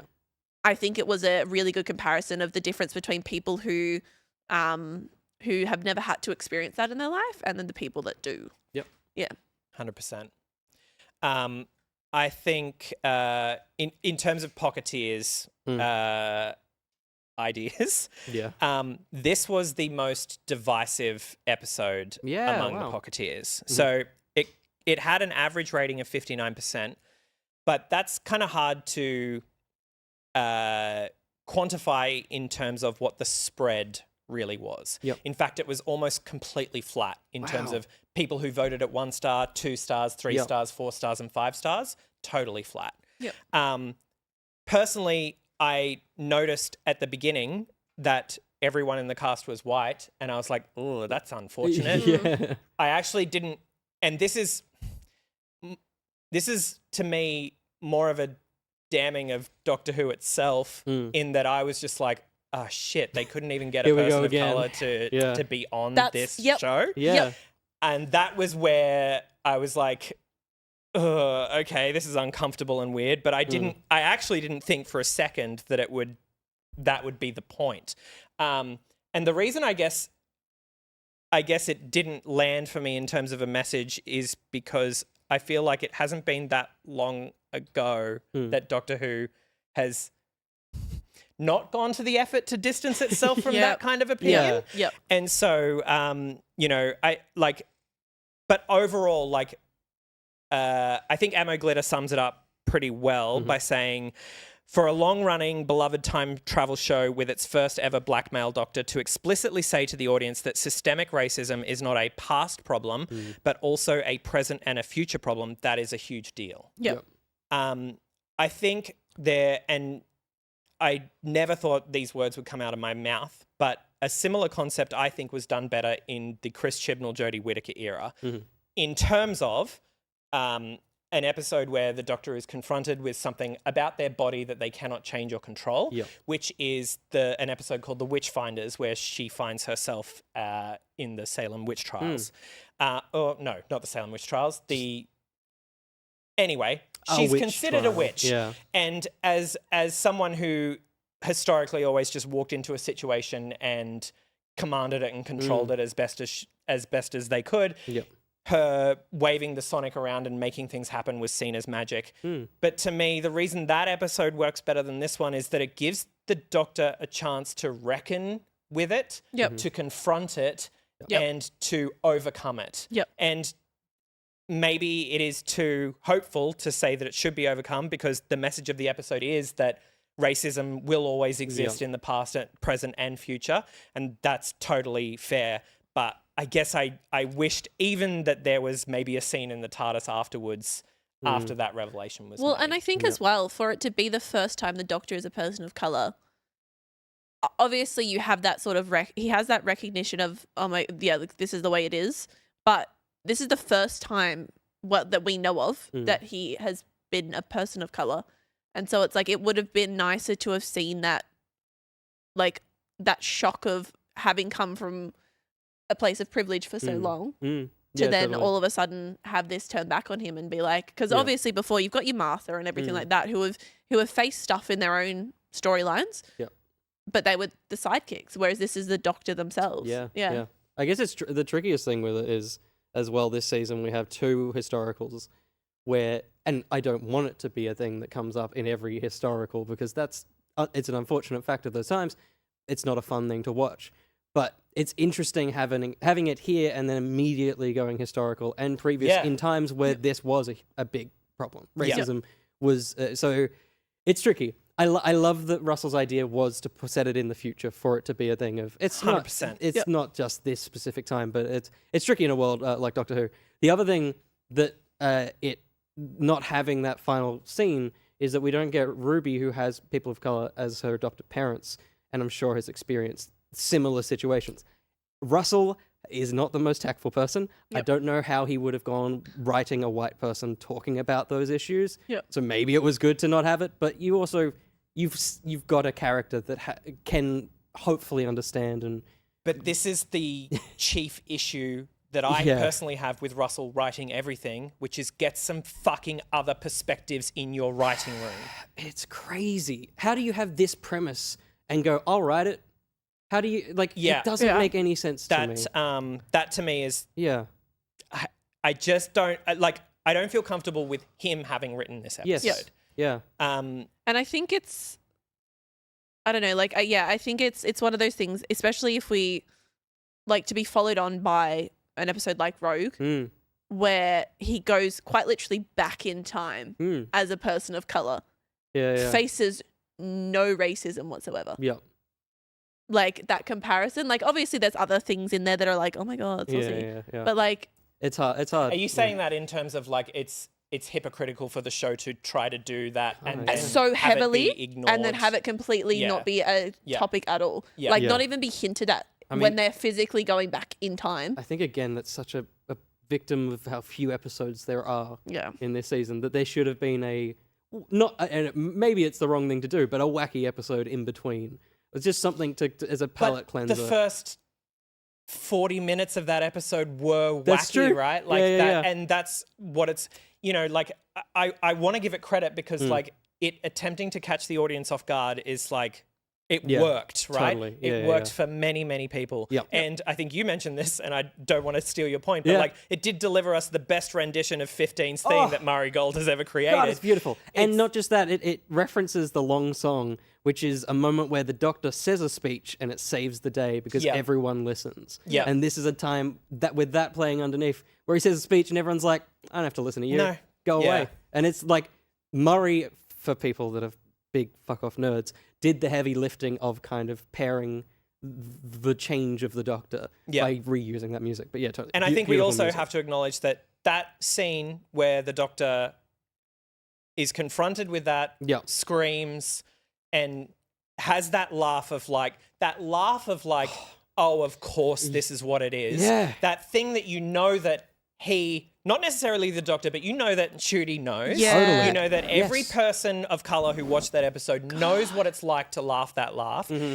Not only that, but he did that on his first fucking day on Doctor Incredible. Who. Which is that, like... that is his first day on the set. That is like credit where credit is due. Yeah. And, like in Doctor Who Unleashed, which is the companion behind the scenes show, they have a lot of long conversations about like, is this fair to do to a person on their first day? And he was ultimately like, no, let's do it. And like, awesome. It Like was incredible he's performance. an incredible act. Like one thing, no matter what the writing or anything like that, he has shown just how incredible of an actor he is. Yeah.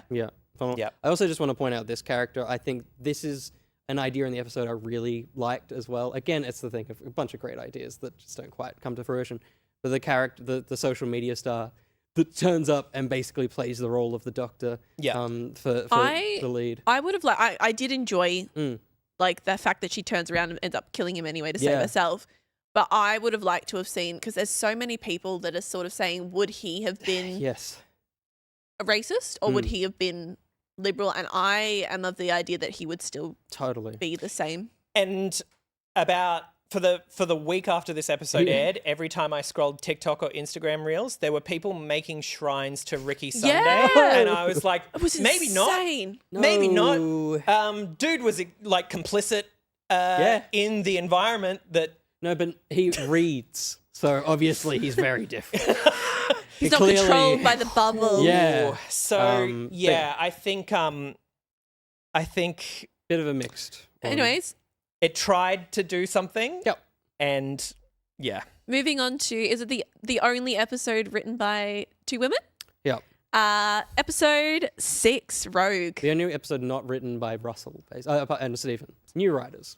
Writers. First set of new writers writers. from Loki. They're like, let's get some female writers and let's just put them on the one episode. Yeah, let's give them half an episode each. They made, to be clear, they made a big deal about the fact that they were bringing women writers in for this season. Yep. And to give them half an episode each is pretty shit. Yeah. Yeah. Sorry, continue. No, pretty much what you just said. Like, I don't know. It's I mean, looking at the Pocketeers, the consensus was 81%. Did you say that this was the most? This is the most beloved episode from a Pocketeer perspective. Yes. Not Space Babies. No, not Space Babies. Not everyone is like you, Will. That's nice. Thanks for saying. I enjoyed the episode. Yep. Did I love it? No, but I found it was a fun episode. It was one of those ones that like it genuinely was a nice lighthearted episode. Obviously it didn't end lighthearted, but the whole episode as a whole was like, it was fun. I liked seeing this Doctor being a little bit naughty. I personally would have preferred him to be a little bit naughty throughout the whole season. I felt like watching that first episode, him in the club and have a little dance, Sure, yep. I wanted to see him flirting with everyone, and then we finally see him getting with Rogue, and it's like so, and you're like, oh, like for me that bit came out of nowhere because he's been so nothing the whole season. Yep. But I still think like the idea really smart. I enjoy the idea of the aliens as well. I enjoy the idea that they come in and they want to live in the drama, so they'll do whatever they can. Yep. I feel like that's, I don't know, I feel like that's the fun of it. Reese, the Doctor Who fucks. Exactly. Yeah. Watching the trailers, that's what I thought it was going to be. Yeah. It was just going to be sleeping with everyone or flirting with everyone, doing whatever he wants. Which is fine. I think historically, you know, I know we just had a segment where we talked about all the people who have made out with the Doctor. But to me, all of those were either forced upon the Doctor as a moment of circumstance, or they were something that was built up over a really long time. Yep. And I think my only problem with Rogue is, and again, just the pitfall of a shorter season. Yep. There wasn't really, for me, any build up in believability to all of a sudden being like, oh, we're making out with Rogue. I'm totally fine with Rogue being 15's love interest. Absolutely. In the same way that, you know, like River or Jack or any of those other historical, like, really close characters were, but I just didn't quite believe it. I will say, like, I felt like when I was watching it, I wanted it to be a longer storyline. But also, if it was a longer storyline, I feel like we would then also be looking at how similar it is to the Jack storyline. Yeah. Like with this like fun adventurer, and like he's kind of moody, but then this whole thing happens. Like I just feel like My strangest thing with this episode is that it introduces a love interest for the Doctor, which is awesome. But instantly it does this gross thing that I believe is a common occurrence with queer relationships on screen, which is it builds this up to be this perfect relationship that's gonna happen. It kills Ruby in the corner to be like, this is it, this is the new companion, off we go. And then this immediately puts it in a circumstance where he has to die or leave. And it felt a little gross. It felt weird to build up this new relationship only to like, it wasn't a blindsided to be like, oh, like of course Ruby's going to be fine. It's almost the opposite of Boom, where I was entirely in on this. I'm like, maybe Ruby dies. Maybe I know they're not going to die. Yeah. Whereas in this situation, at no point was I like, this dude's sticking around. At no point was I, and it felt a little unearned. Because of that, the emotional reaction was just kind of like, move on. I didn't like how quickly he was ready to just abandon her because he perceived that she had done something wrong. Because it's like every time a companion does something wrong, that's always a really important moment for any companion, right? Where it's just like the Doctor, you know, they shut the door of the TARDIS and he turns around to them and says, that was fucking not okay. Yes. What you did in there was not okay. For him to be like, well, not even get to have that conversation with her and be like, I'm just going to let you die now. Was like, I can't. I know that they're trying to build this was a very strong relationship with this new Doctor, but it felt off. Obviously he got very emotional. Maybe we should talk about that at some point too. Sure. But I felt bad for Ruby. Ruby really. She was thrown to the side. It was very strange. Very strange to do with a fresh companion. And like I will say, like, coming from a community that is so about not having labels, the fact that it's that sort of conversation around the episode rather than the episode itself gave a definitive title to who the Doctor was because of this episode. And I felt like the whole point of it is that the Doctor is bi. The Doctor is bi, the Doctor is gay, like that sort of thing. It's like that sort of thing of like, it was a very definitive, they're like, oh, this is proof of what this episode shows. And I was like, the Doctor is the Doctor. Like alien, male, female, the Doctor is the Doctor. The Capaldi quote, which I can't remember. The Doctor that he exists. says to Bill that they're above gender. Time Lords stereotypes. are above the human concept of gender, Totally. which is just like, that sums it up perfectly. It sums up what some people are as well. It's Yeah. like it's a very unintentionally is a very human quality as well. Totally. The Yeah, Doctor, yeah. the Time Lord share. Or maybe don't swear because Jodie's. Anyway, I don't want to get into that.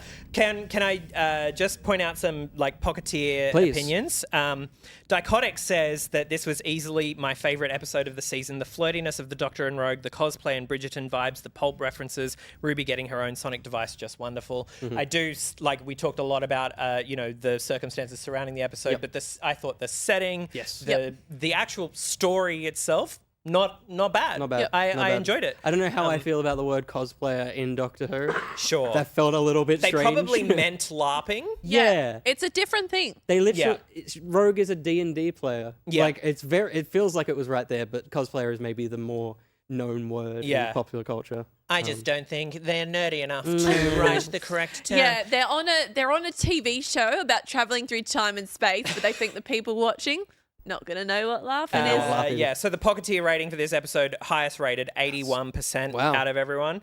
And I just wanted to finish it up with M. Scotter, who just said, I also love some queer Doctor Who. Very sweet. Yeah, I kind of hope. I am so team. Just start flirting and wanting to fuck everyone. Every episode he has someone that he flirts with. Because like my big thing was I was like, I don't want another like Rose storyline with Ruby. Yeah. And then I was like, oh, let him just flirt with And everyone. Judy Gutwa. Let him go to town. Like he is the perfect. He is the perfect person to do it. Because he's perfect because I'm sorry, Josh. He's perfect because he's that, but he's also a big nerd. Yeah. Like it's incredible Totally. that he's able to swing those two elements of the character perfectly. Yep. Because one of the things people were afraid of was it being a Doctor that's too confident. And he is, but that's a problem. Yep. That's what makes him stumble. And that's kind of what, like I wish that was explored a little bit more because it's done, you could say that Boom sort of tried to like push that angle a little bit, but my favorite Doctor Who stories are when the Doctor is just they walk in overconfident and are in over their head and they get fucked because of it. Yes. And that's what's It's true. That is what Boom was It's lacking. the humanity of the Doctor. yeah. Cool. Cool. That's Rogue. Episode 7. Time for episode 7. Here The we go. Legend of Ruby Sunday. The finale before the finale, the lead up to the finale. Part one of the Part finale. Part 1. Yeah. That's what I was thinking of. What did we think? What did you think, Nick? I need to hold on to my opinions for a second. Yeah, Okay. sure. So, okay. I liked the setup. Obviously, this is a setup episode. Yep. And She set up. she sure did. Yeah. She sure did. And that's about all we have to say about Mrs. Flood. Oh dear. He did it with Torchwood. Yep. He did it with Mr. Saxon. Yeah. He's done it nearly every fucking finale he's ever written. Yeah. Bad guys. Yep. It's Anagrams anagrams are not it. No, that's not enough. How many anagrams can you fit in an episode? And bad guys naming them. Okay, I get that it's like they're signaling they're coming, but like naming yourself her Arbinger is like a person who is evil. Yep. Is going to try to cover up that they're evil. They're not going to broadcast that to everyone. Yeah. When did like Sudak sit somewhere and go, I'm going to name it Triad? Yeah. And how did That'll he get him. How did Sutek, the god of death, get such good graphic design and timing on his animations? Yeah, it's pretty cool. It's pretty cool. He's the god of graphic design. God of illustrator. Yeah. I will say, Mel. Brilliant. Absolutely brilliant. So good. Obviously, this story would have been incredible if Elizabeth Sladen was still with us today. Oh yeah. And this would have been the perfect way to tie her back to Pyramids of Mars, which is the story where Sutek originally appeared. Yep. However, Mel. Amazing. Oh my Incredible. God. So good. Absolutely incredible. As she's probably not well known, but is definitely within the classic series, the Screamer. Yeah. Like that is all Mel did as a character during the classic era. And to give her such presence and such command to stop the Doctor doing the one thing that I was very tired of this season, which is his consistent emotional response of just crying. Yeah. He's sitting on the floor. She's seen this shit time and time. She's like, just get up.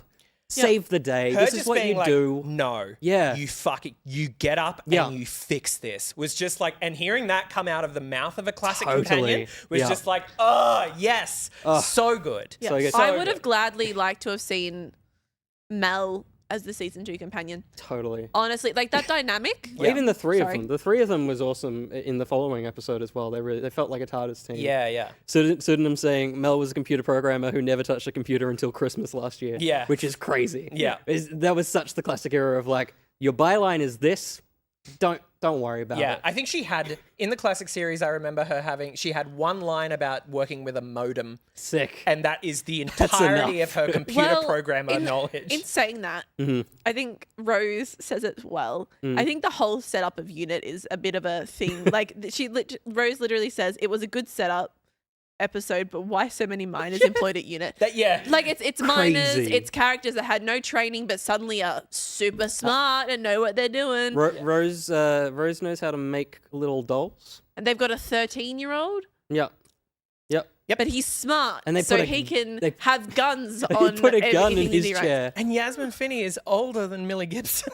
Yeah, wow. I Like, didn't know I that. That's just- crazy. Yeah. And she's playing far younger. Yeah. Yeah. It's annoying because I love what they clearly want to do with Unit. I like them making them like the Avengers Tower, Do you think they'll try and do a spin-off? Oh, that's undoubtedly. already that's confirmed. Yes. in Okay, cool. production. Yeah. Yeah. That's why every time Kate sees a person, she's like, "Do you want to work for us?" Yeah, she's like recruiting. Yeah. They're stacking the cast. I mean, I love it. I love Kate Stewart, and I love that she's so persistent through all the eras since The Power of Three. Yep. I think she's an incredible character. I don't think they always know what to do with her, but I think that performance-wise, she's got so much command. And like even when she turned up in 73 Yards, I was up right. I'm like, Kate. I love Kate. And then the fact, like brilliant. that and whole sequence is I incredible. I'm gonna dob in my housemate. Yeah. He cried when Kate died. Yeah. And like it was one of those things, but like in my mind it was like but then you knew because of how peak of the Yes. episode it was. Yeah. You're like, the they're stakes coming are back. so high that they can't be dead. Yeah, they're coming back. Something's gonna happen. I know we're getting ahead. ourselves. Legend of Ruby Sunday, the story that is not about the Legend of Ruby Sunday. Let's No, keep not in talking any way, about- shape, or form about the Legend of Ruby Sunday. Yeah, let's keep talking about. Is there Yeah. who else has done a review? We've got Luke. Let's do Luke. Brilliantly played on inclinations of fandoms, all not just who, to over theorize and inflate our own expectations with that twist. Yes, I hope Coastal, we Shooty's are. doctor. Mhm. What? Sorry. I hope Shooty's doctor to seek out Susan eventually, but very well done reveal, and the whole build up of that moment was great. I agree. We've had so much talk about Susan now. Mhm. Where's Where the Susan? fuck is she? Where the fuck is Susan? I want her on my screen. You know who at that point, this episode, I turned and I was like, Susan's going to be her mum. Yeah. I was like, it's got to be. Yeah. Like her mum or her grandma, yeah. it's got to be Susan. I wanted Susan to be Ruby's daughter. I wanted it to be so A little crazy. loopy. Yeah. Or Ruby is yes. Susan and she when she did her regeneration, she regenerated into a baby. Wasn't there a thing that she was supposed to be the perfect companion or something? Maybe it's a That thing. Ruby Yeah. was meant to be the perfect There companion? was some like, and it may be just because she's got such a instant Clara vibe to her story that people thought we were going towards a like she was built for the Doctor. I mean, basically. the doctor does say she's my best friend several times. He does. In a way that I kind of say someone that I just met while I'm drunk at the club is my best friend. Yeah. They're in Because, the girls' toilet. Since when has anyone, and I don't fucking drink, by the way. Yeah. So, like, since when I had no reason to believe that. No, I think Donna Anyway, is again, the getting only ahead of best ourselves, friend but he yeah, has. yeah, I think. totally. That's Yeah, the only totally. Totally. We need Carol Ann Ford to turn up 100%. because she is quite old, and her time acting in general is probably short. So To qualify this, yes, if she does not want to, yeah, of then course. like absolutely, Of course. But if she does not want to, let's maybe not just constantly be Yeah. invoking her name and face all the time. Yep. Totally. Yep. Yeah. So like either she shows up in, I don't know, the Christmas special or maybe next season, Yeah. or there is no Sure, reason for sure. any of this. Yeah. Yeah. Final, I mean, Yeah. it ties in quite well. The finale, Yep. episode 8, Empire of Death. Now you, quite famously an Egyptologist. Yep. How do This you is true. feel about Sutekh? I have yet to watch the old. Yep. Pyramids of Mars? Yep. I've yet to watch that. I think it's a good idea to bring in different mythological creatures and gods if you're going to have it as a continuous thing. The fact that the previous two gods that we interacted with that were apparently talking about this penultimate god, not Egyptian at all. No. Like you've Or, literally like, just been like, from our let's have a little bit of a look around. Let's throw this one in. Let's throw that one in. It's like if you're going to talk about a culture or like you're going to use stuff from a culture that existed, and it's going to be this big overarching story that's tied into other episodes, tie it in better. Like it just felt like it was like this big and I get that it tied to the Classic older Who. Classic Who. To an extent. He was in the old episode. He was just an alien. Who said he was a god? He pretended to be a god. Yeah. Like So like we retconned him into a god, and then For no reason. He wasn't.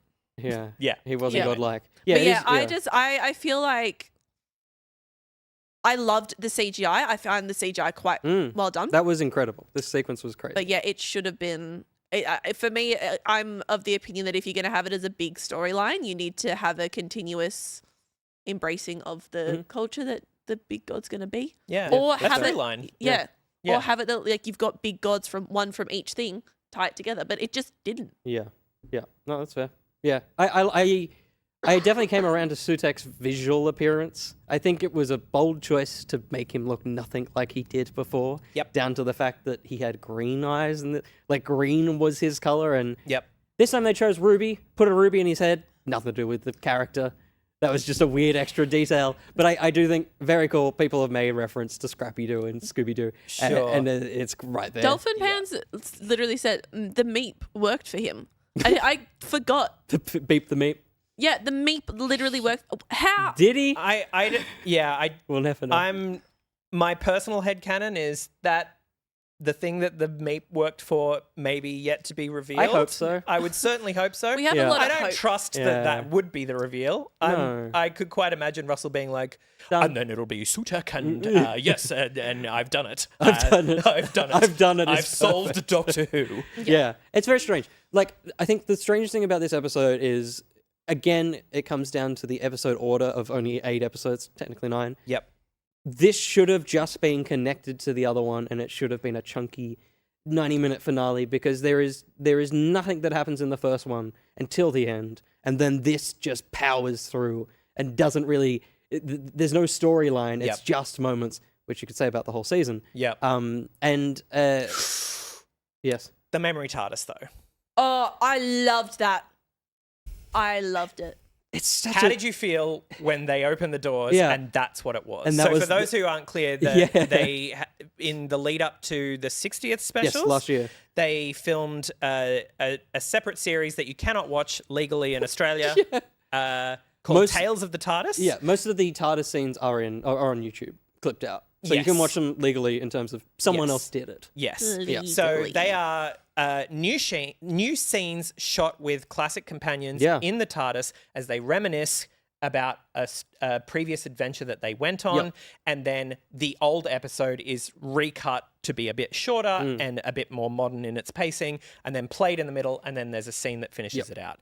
Just before Empire of Death was released, a new episode of Tales of the TARDIS released, which had Shooty and Millie at the top talking about Sutekh, and then it played the original Pyramids of Mars in the middle. But yeah, I certainly wasn't expecting that scene to be canonically in the episode that we and just canonically, Mel was asleep the whole time, just conked out in the corner. Yeah. I love the idea of the memory TARDIS. I love that it, even though they gave it an explanation in this episode, it still doesn't really make sense. Yep. I love that. Yeah. I think that's the whimsy and the silliness of Doctor Who. I agree with Milk. The thing that I hate about it is that there is so many things that I love about Doctor Who that have just been cut up and just stuck on walls. Yeah. Like Matt's TARDIS, they've just fucked it and just put it on a wall. Yeah, and so, yeah. like, not on a story level, I'm just hurt. Yeah. I'm hurt seeing stuff just glued around the place. I think for me, the moment that actually made that really, really land for me was Mm. when Mel walked in and she picked up the arm of Six's jacket. Coat, yeah. And she just like looked at it with the most like Yeah. forlorn, like happy memories. she- And I was just she like, curls yeah, up she with the just, scarf like- at the end as yeah. well, and yeah. And I was like, Yeah. shit, man. Like that actually kind of got me a little bit. Totally. But how do we feel about the reveal of the mum at the end? Okay. To start off with, just so that we can get some positive vibes in Yes. here, I'm going to read Eva Ray's review just Mhm. because I disagree with all of it. So I would like some Jeez. positive. I just want some Okay. positivity in Yeah, here. I don't hate this episode like a lot of people online do. I am fine with Ruby and her mum and dad, as far as we are aware, are normal people. A lot of things people didn't like about the mysteries here I could be fine with because it works with the story, but the whole thing with Ruby's mum pointing at the sign Ruby Road was just bad and made no actual sense, spending any time you think about it at any level. The scene with Ruby and her mum was emotionally good, however. So I partially disagree. I agree that end bit was a nice emotional thing, but like was such a letdown. And I get the whole point about like how it was just an ordinary woman, but it's like, But that's not what the show told us. and like that's the thing as well. It's not. It wasn't hinted at. Oh, she could be bad. Or who she could she be? You've literally basically built us up to the point that she is going to be something. Like it wasn't like a who is she? Who is she? Who is she? Oh, she's just an ordinary person. And because Russell cited the Star Wars sequels as his like point of reference of like, I'm going to do it right. And the thing is, it's not Star Wars. We're not watching Star Wars where it's cool if the Force baby is just a Force baby because they are. Like, that's a cool thing. In Doctor Who, if someone just has a mum that dropped them off and you wrote it that way, that's also cool. Yeah. But you didn't write it that way. No. You wrote it with mysteries and with time being rewritten. She literally and points at a sign. What person drops a baby off, turns around and just goes, and points at a sign. like, who are they talking Who to? saw the sign? Yeah. What priest was at the window and saw it? So the thing... Also, one more thing. Go for it. There isn't a signpost in the church on Ruby Road, the episode. That doesn't exist until this episode. There is no fucking lamp behind him when he sees the person point. But you know what that is? I'm gonna be Russell T Davis right now. It's just because as we're watching the episodes as memories, and as you can see, that gets clearer and clearer until the end of the All right, the finale. Russell. Talk, Nick. I'm sorry. No, so I think the thing that I need someone to communicate to Russell T Davies is that in stories that have red herrings, the red herrings make sense within the context of the story. Correct. You can see a red herring and be like, oh, that red herring made me think this wrong conclusion. I think you should have said "make me" because that's very modern. You should have said red herring make me think wrong conclusion. Exactly. I have purse. But it still has to work. Totally. Yep. It still has to fit within the universe that you're trying to tell. And Hugaholic says it perfectly. Like, what's the point of the snow powers then? Where does the snow powers? And I get that it's a memory thing, but how come she can do it? What is it with her that allows her memories very raw to create night. snow? I don't think the benefit of doubt is deserved here. But to give the benefit of the doubt, Russell has said Ruby's story and the story of her family is not over yet. Which is frightening. Because he has said he doesn't want to do Star Wars, and then he says that. Yeah. Which implies Star Wars. Who's her daddy? Yeah. Who's her daddy? Who's her papa? Yeah, I'm worried, and it's sad because I actually think that the last, I assume, 15 minutes of this episode, like, I love them going to the DNA place and like the abandoned nature of that whole smashing of the thing. I thought like it felt like a Russell finale of old, and even a Moffat finale of old. Like even it's what I want. It's Space Babies level of a fucking bungee cord tied to the neck, tied to the TARDIS. That's enough and one of the things that I prayed came back was the Mavity gloves. Yeah. And seeing them, that was like that little zest of, again, like a Moffat arc of just like little bits and pieces. And I adored it. And it was visually wonderful. Yep. And it gave Shooty so much to do, just standing on the edge of the TARDIS, seeing the underside of the TARDIS. Yeah. Yep. just a visual spectacle, and probably where Russell's writing didn't do the heavy lifting. It was great direction and great performances, and I adored it. And yeah, I do like what it does for the character of the Doctor and Ruby, where this season leaves them, and tying back to the Susan stuff and the idea that she's taught him to embrace his family, which is an idea that only comes up in the previous episode, but I see what he's going for there. I see the early convo where she talks to him about the Time Lords and about Susan in episode 2. There's threads there, and I pray that they pull upon them again, and that it, hopefully just in the Christmas special, because I really don't think... I don't... Lore question, why can't... they've established a really cool idea, which is the Doctor doesn't want to go back because he thinks he'd mess it up. Awesome. But now, can he not just go back? Like, why does she say, I hope you find her? Like, isn't she just chilling? Like, Big Finish aside, because that's not going to get referenced. Isn't she just there and he could just go see her? Yeah. What's the mystery that Russell has laid in front of us? Well, and that's that the I thing. don't You need? can't go back on the timeline. It's like, okay, we'll go to the point where you just leave. Yeah. And then you know where she's going to be.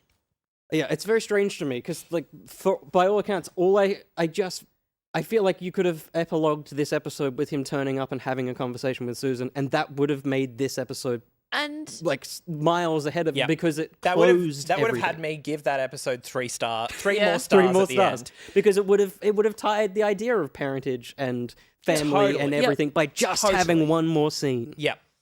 And that's, I think, something that's really kind of, I guess, frustrating about it all in terms of like the smaller time, like the compressed time period that we have for these episodes themselves. Yep. And BMax says, this would have been a great episode if we had more time with Shooty and Millie to have those emotional goodbyes land. Yep. But 6 Doctor episodes this season was not enough. And we know she's coming back. That's the thing, is we know they film the next season. We know that she's going to be in it. Yeah. She's not replaced.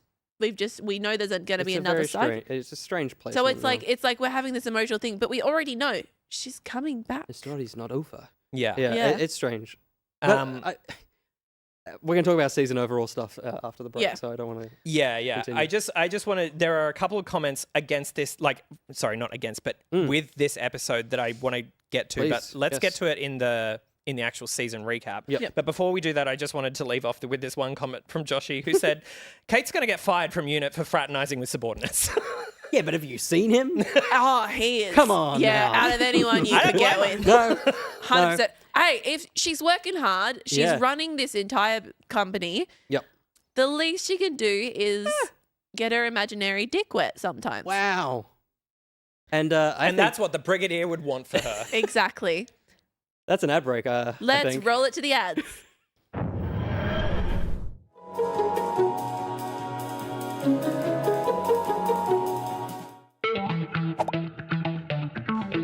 Hey, here's a haiku for you. Here is our quick list of games coming out this week. It's the game plan. Yay? Super Monkey Ball Banana Rumble is the latest title in the 23-year-old series. Did you know super monkeys were stored in the balls? Until Then is a Philippines-inspired narrative adventure that mixes 2D pixel art with beautiful 3D landscapes. You can also just endlessly and emotionlessly scroll through your phone on public transport, just like in real life. Ooh, a match. Riven is the fully reimagined version of the 1997 sequel to Myst. In the original game, you had to click to move, but in this one, wait for it, you can walk. Frogan Encore is the sequel to the 2022 indie platformer that has all new levels, brand new couch co-op, and the same old frog that is also a gun. And in DLC news, a little to the left, Seeing Stars gives you a whole bunch of new little pretty things to organize. And Stray Gods Orpheus follows the legendary hero with superhuman musical powers who is brought back to the land of the living by Hermes. Okay, one last haiku. That's all that there is. Well, not really. There are more, but there are pics. Bye.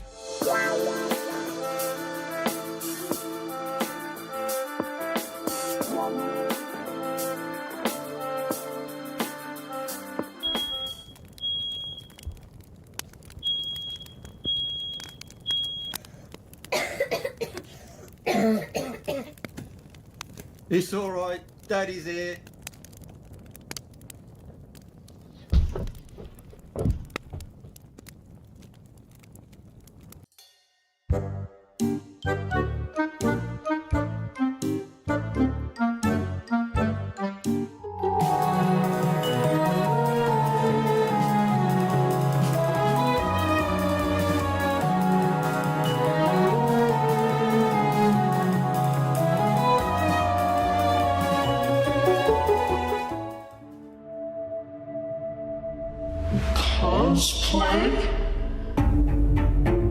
remember them telling me when they were a wee bairn that when they grew up, they wanted to be a superhero, a wizard, a fairy, even a dinosaur.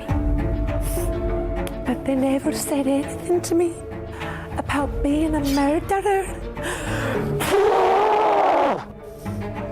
He bought a keyblade at an anime convention only to turn up with it stuck in his back.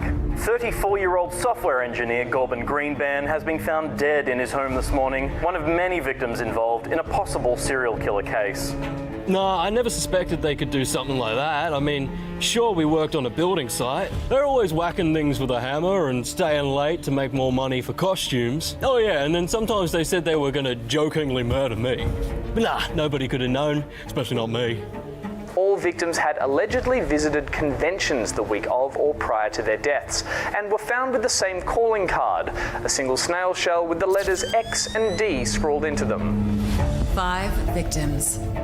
1 suspect with hundreds of costumes. For the first time ever, an exclusive interview with the shapeshifter. I didn't do it. I hate murder. It's the worst. And it's not even legal. But when the cameras are off, I love to murder. It's awesome, and I am super good at it. They should pay me to do this stuff because I'm the best at it. And also, I did all those other murders. Oh shit. Slow and Steady wins the case. The life and deaths of the shapeshifter. Coming to BBC, ITV, ABC Me.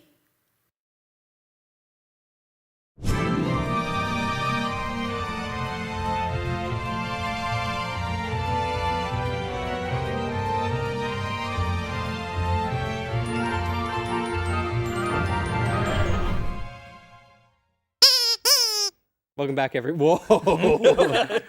This is Mr. Huffle from Return of Dr. Mysterio. Can I pat his hair? Please. Right. It's signed by Peter Capaldi, and it says, "Beware of this thing." So when I gave it to him, that's what he wrote. I didn't ask for that little inscription, but How lovely. Mr. Huffle, everybody. Capaldi. Thank you Tickle. for those words from Mr. McSquirty and Game Plan, and also Cosplay from Snail XD.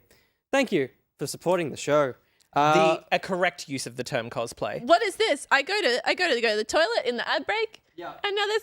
My mum made cupcakes. This is so cute. I've waited my entire life to have a Roxy Baked cupcake special. Please acquire one from the God. Dalek-shaped stand. There's TARDISes, there's canine. Well, there's Getting singular. a weeping angel. I'm gonna eat Gus, my go down and fears. get one for us, please. Yeah. Could you Come down and get one.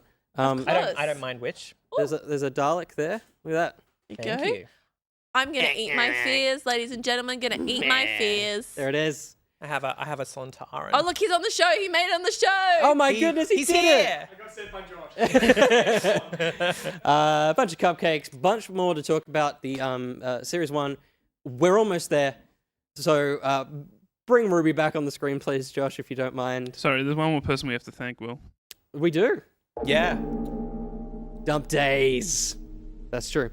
Dump Days, thank you for supporting the show. And Josh, can you show me what... Joshy, look at your little cup. Eat it. Yeah. Can you show us what Dump Days has drawn for us this week? I can. Is that like you moved the slice just then? Physically. I got a lot of stuff going on. Yeah, I understand. He's a busy man. I understand. We appreciate you, Josh. Well, thank you for staying for us, Josh. There it is, Dr. Hoot. Dr. Hoot. Yes. It's a tenant owl. I'm hoping that we get some more owls from Dump I would Days. love to see some more. We need a Capaldi owl, right? Yeah. That's kind of the eyebrows. Capaldi. Capaldi. There we go. Right, it's right there. It's right there. We've saved it. I hope to see it very soon. Dump Days, incredible. Thank you so much for Thank you very supporting the much, show. Dump Days. You make these things happen. Although all of you made this happen. Yep. So Look, thank you. you for... literally paid for it. Quite literally. It was. Yeah. Sorry. Yeah.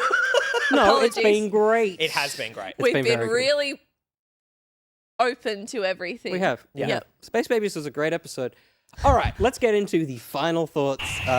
Review. Season 1, Series Oh. 14. Series 14. Adventures in Time.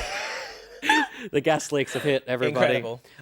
Nick, take us through season final thoughts. Okay, so we have some Pocketeer thoughts, which I just wanted to quickly highlight. Absolutely. On Ncuti Gatwa as the Doctor. Sorry, just quickly. Yep. Josh, please. Bring Ruby back. Oh, whoop-oo. Oh, I'm so sorry. That's okay. That's okay. Ruby, are you there, Ruby? Ruby? Spoilers. She was there all There's along. Ruby. Continue. Sorry, Nick.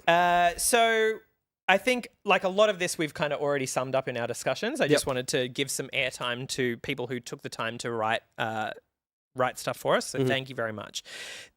Ncuti Gatwa as the Doctor is the highest rated thing. Yes. In all of our polling. As it should be. He had a 94% approval rating. Wow. I I don't think any politician's ever had that. Well deserved. The Coastal City said, I can't help but just to smile when he is happy or excited about something, as it feels like it's back to the days when the Doctor was thrilled about the adventure and not concerned with his past. Perhaps he out of a recovery stage. Reminds me of maybe one of my favourite Doctors, Matt Smith. He was a joy to watch as his portrayal of the Doctor felt very light and fun, and this made me smile a lot. Lesser of Two Weevils contrasts that by saying, great actor, still don't know who this incarnation of the Doctor is. That's fair. And I think we all agree, like, both of those things can be true, right? Yeah. Like, adore the performance, but just don't think the scripts have given much to him or Millie, which I'm sure we'll get into as well. Totally. But yeah, characterization, definitely not as prevalent as previous Doctors. Yeah. Not universally loved, though. Corbus says, I find it incredibly hard to take him seriously. His portrayal does not feel genuine. It feels like he's just playing Ncuti, not the Doctor. His Gen Z dialogue of babes, honey, are not the Doctor. His pointing and acting with his hands felt very awkward and cheesy. His over-the-top emotions did not feel real. He was way too happy all the time, yet also incredibly sad and crying all the time. I just couldn't get into it. That's a millennial. I think part of that is also a reflection on the writing. Yeah, Like totally. a lot of that, like he's been given this storyline, like we said with Dot and Bubble and stuff like that. He's been given this storyline to have that switch. Yeah. It's not been well written, but he's been given it and he's done what he's been given. I Yeah. feel like. Yeah. I think he's doing very good with what he's got. I can empathize with the criticism of he cries way too fucking much. Yeah. But I think that's a direction problem rather than a acting problem or even a writing problem. I think someone's being like, this is the worst thing that has ever happened to you. And he is responding. They're saying that every time. Every time. Yeah.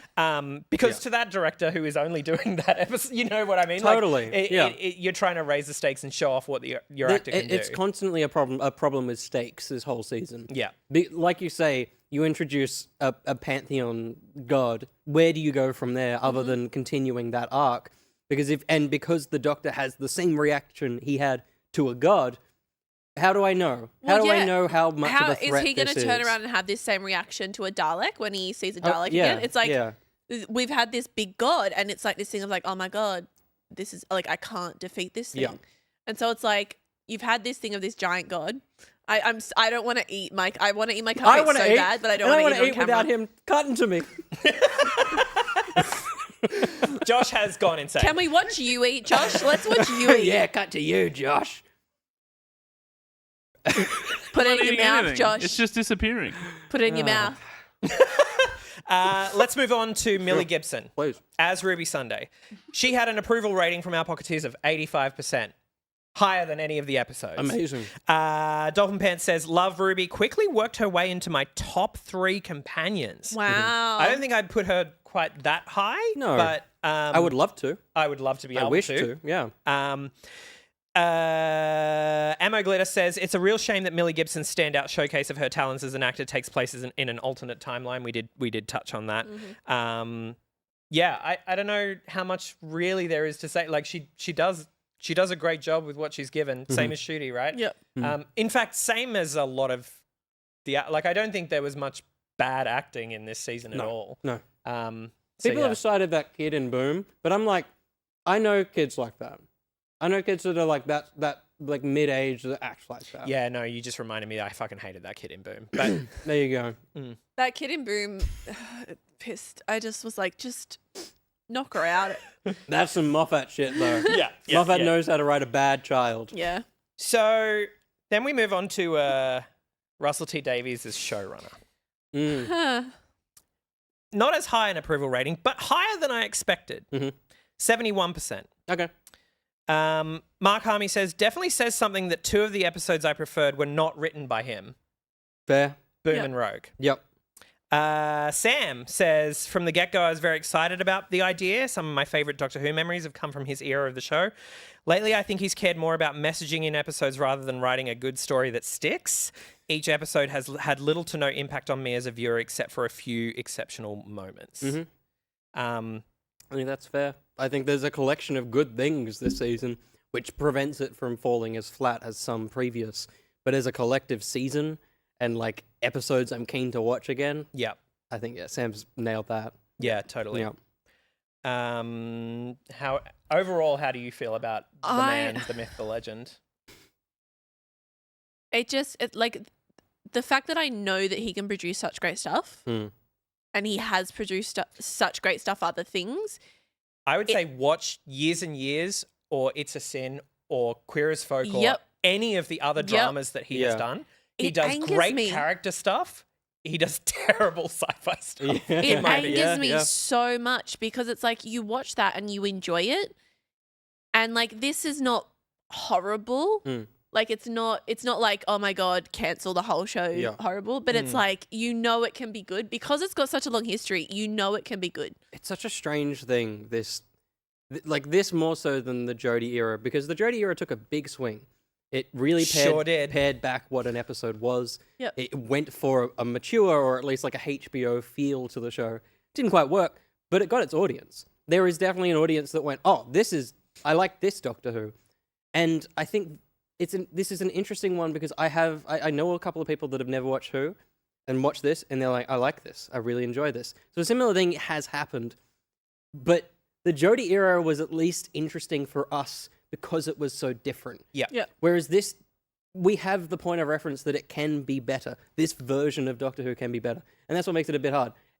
I don't know. It's one of those things where a show being around for 60 years, there's going to be a point where we may have to jump off. Yeah. Because it needs to find the wholly new audience. Yeah. I just hope this isn't it, and I hope that that Russell's got more up his sleeve for next season. I think about like the fact that like with our parents and stuff like that, they've been able to continue to enjoy it. They might not be fully as into it as they were, but the fact that they've spent more of their lifetime watching it and been able to continue to enjoy it versus me, who's now been like I think it comes down to what you said earlier about no one can tell Russell no. And there needs to be someone in the room to tell him no. There needs to be, like, Russell can be a part of the conversation, absolutely, as he should be as the showrunner. Yep.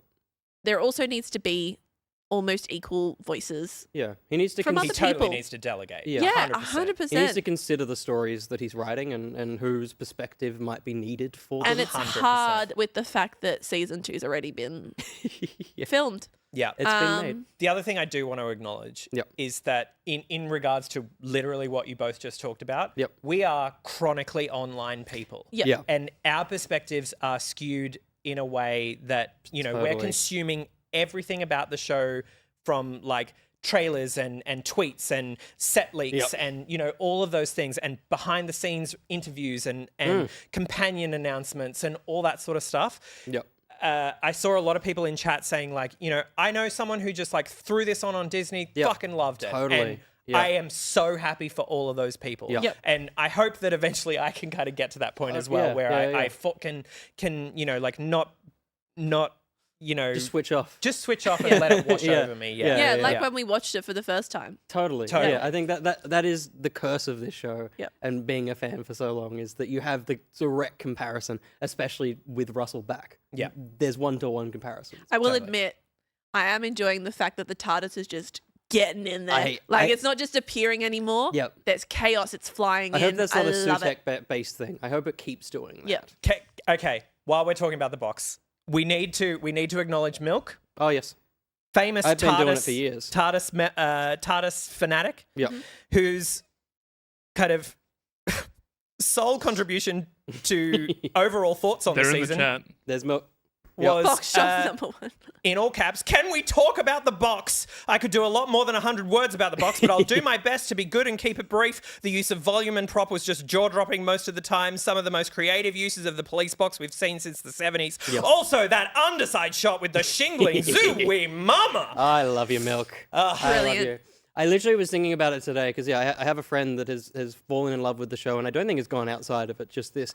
Imagining having never watched this show and this dumb box is flying around. This piece of, like, British history is fucking about the place, and that's cool. Like, that's a really, like, to jump in this season and get to enjoy the TARDIS doing some of the coolest shit it's ever done. That's incredibly And the lucky. interior, like, I love the fact that we have this whole thing of them just running around the interior. And like, Shame they're not in it very often. But yes, yeah, totally. The space is amazing. Yeah, like the fact that it's like it should, in my opinion, it should have been used a whole lot more.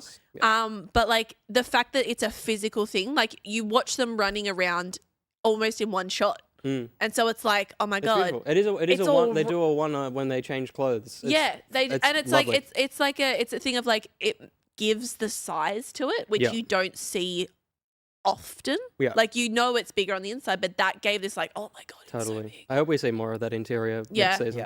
For sure. We could talk for many, many more hours. Yeah. But and if you want, sign up to a certain tier on Patreon and we'll just keep running. Josh was fine. yeah, Josh, We'll just keep going. Josh has not been working 24 hours a day for the past No 3 sleep, weeks straight. another club, another stream, no sleep, another club.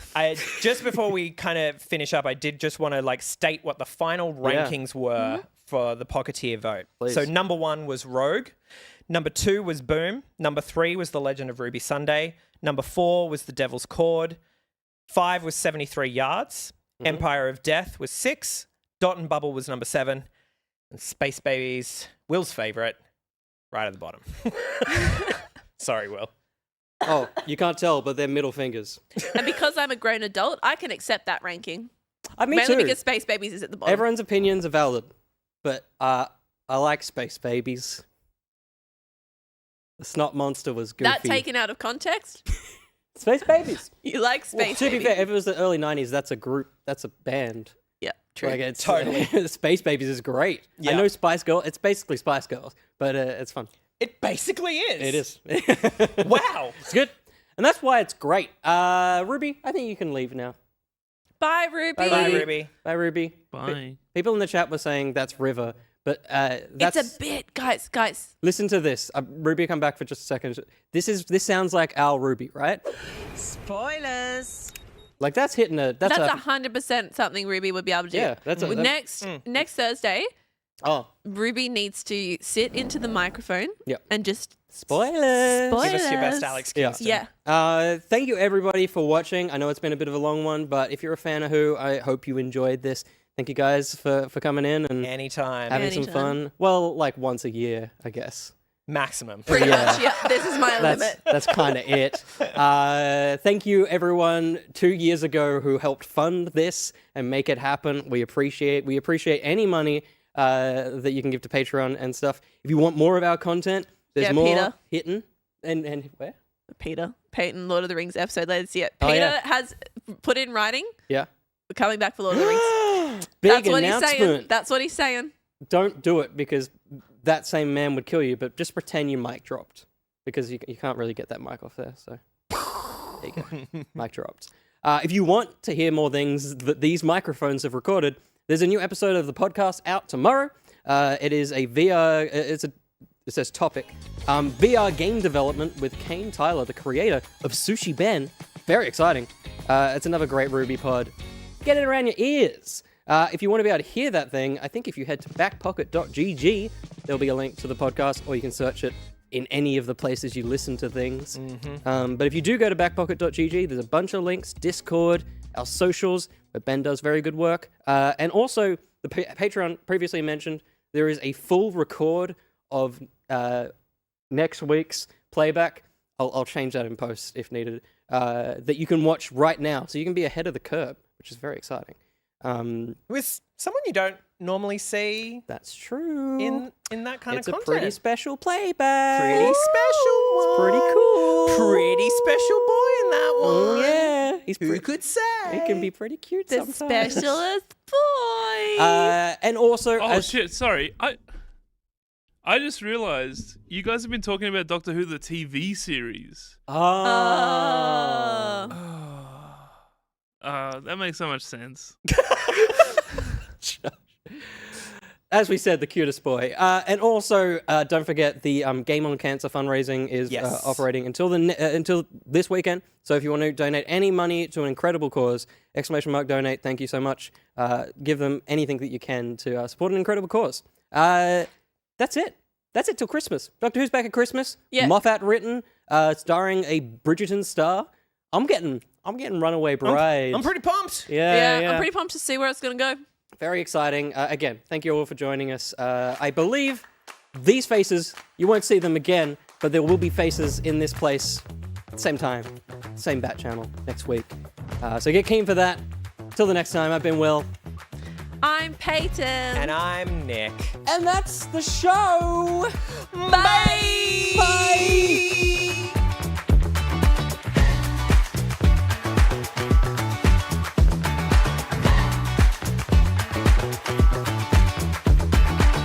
Why'd you stop? Keep going. I want the flailing arms.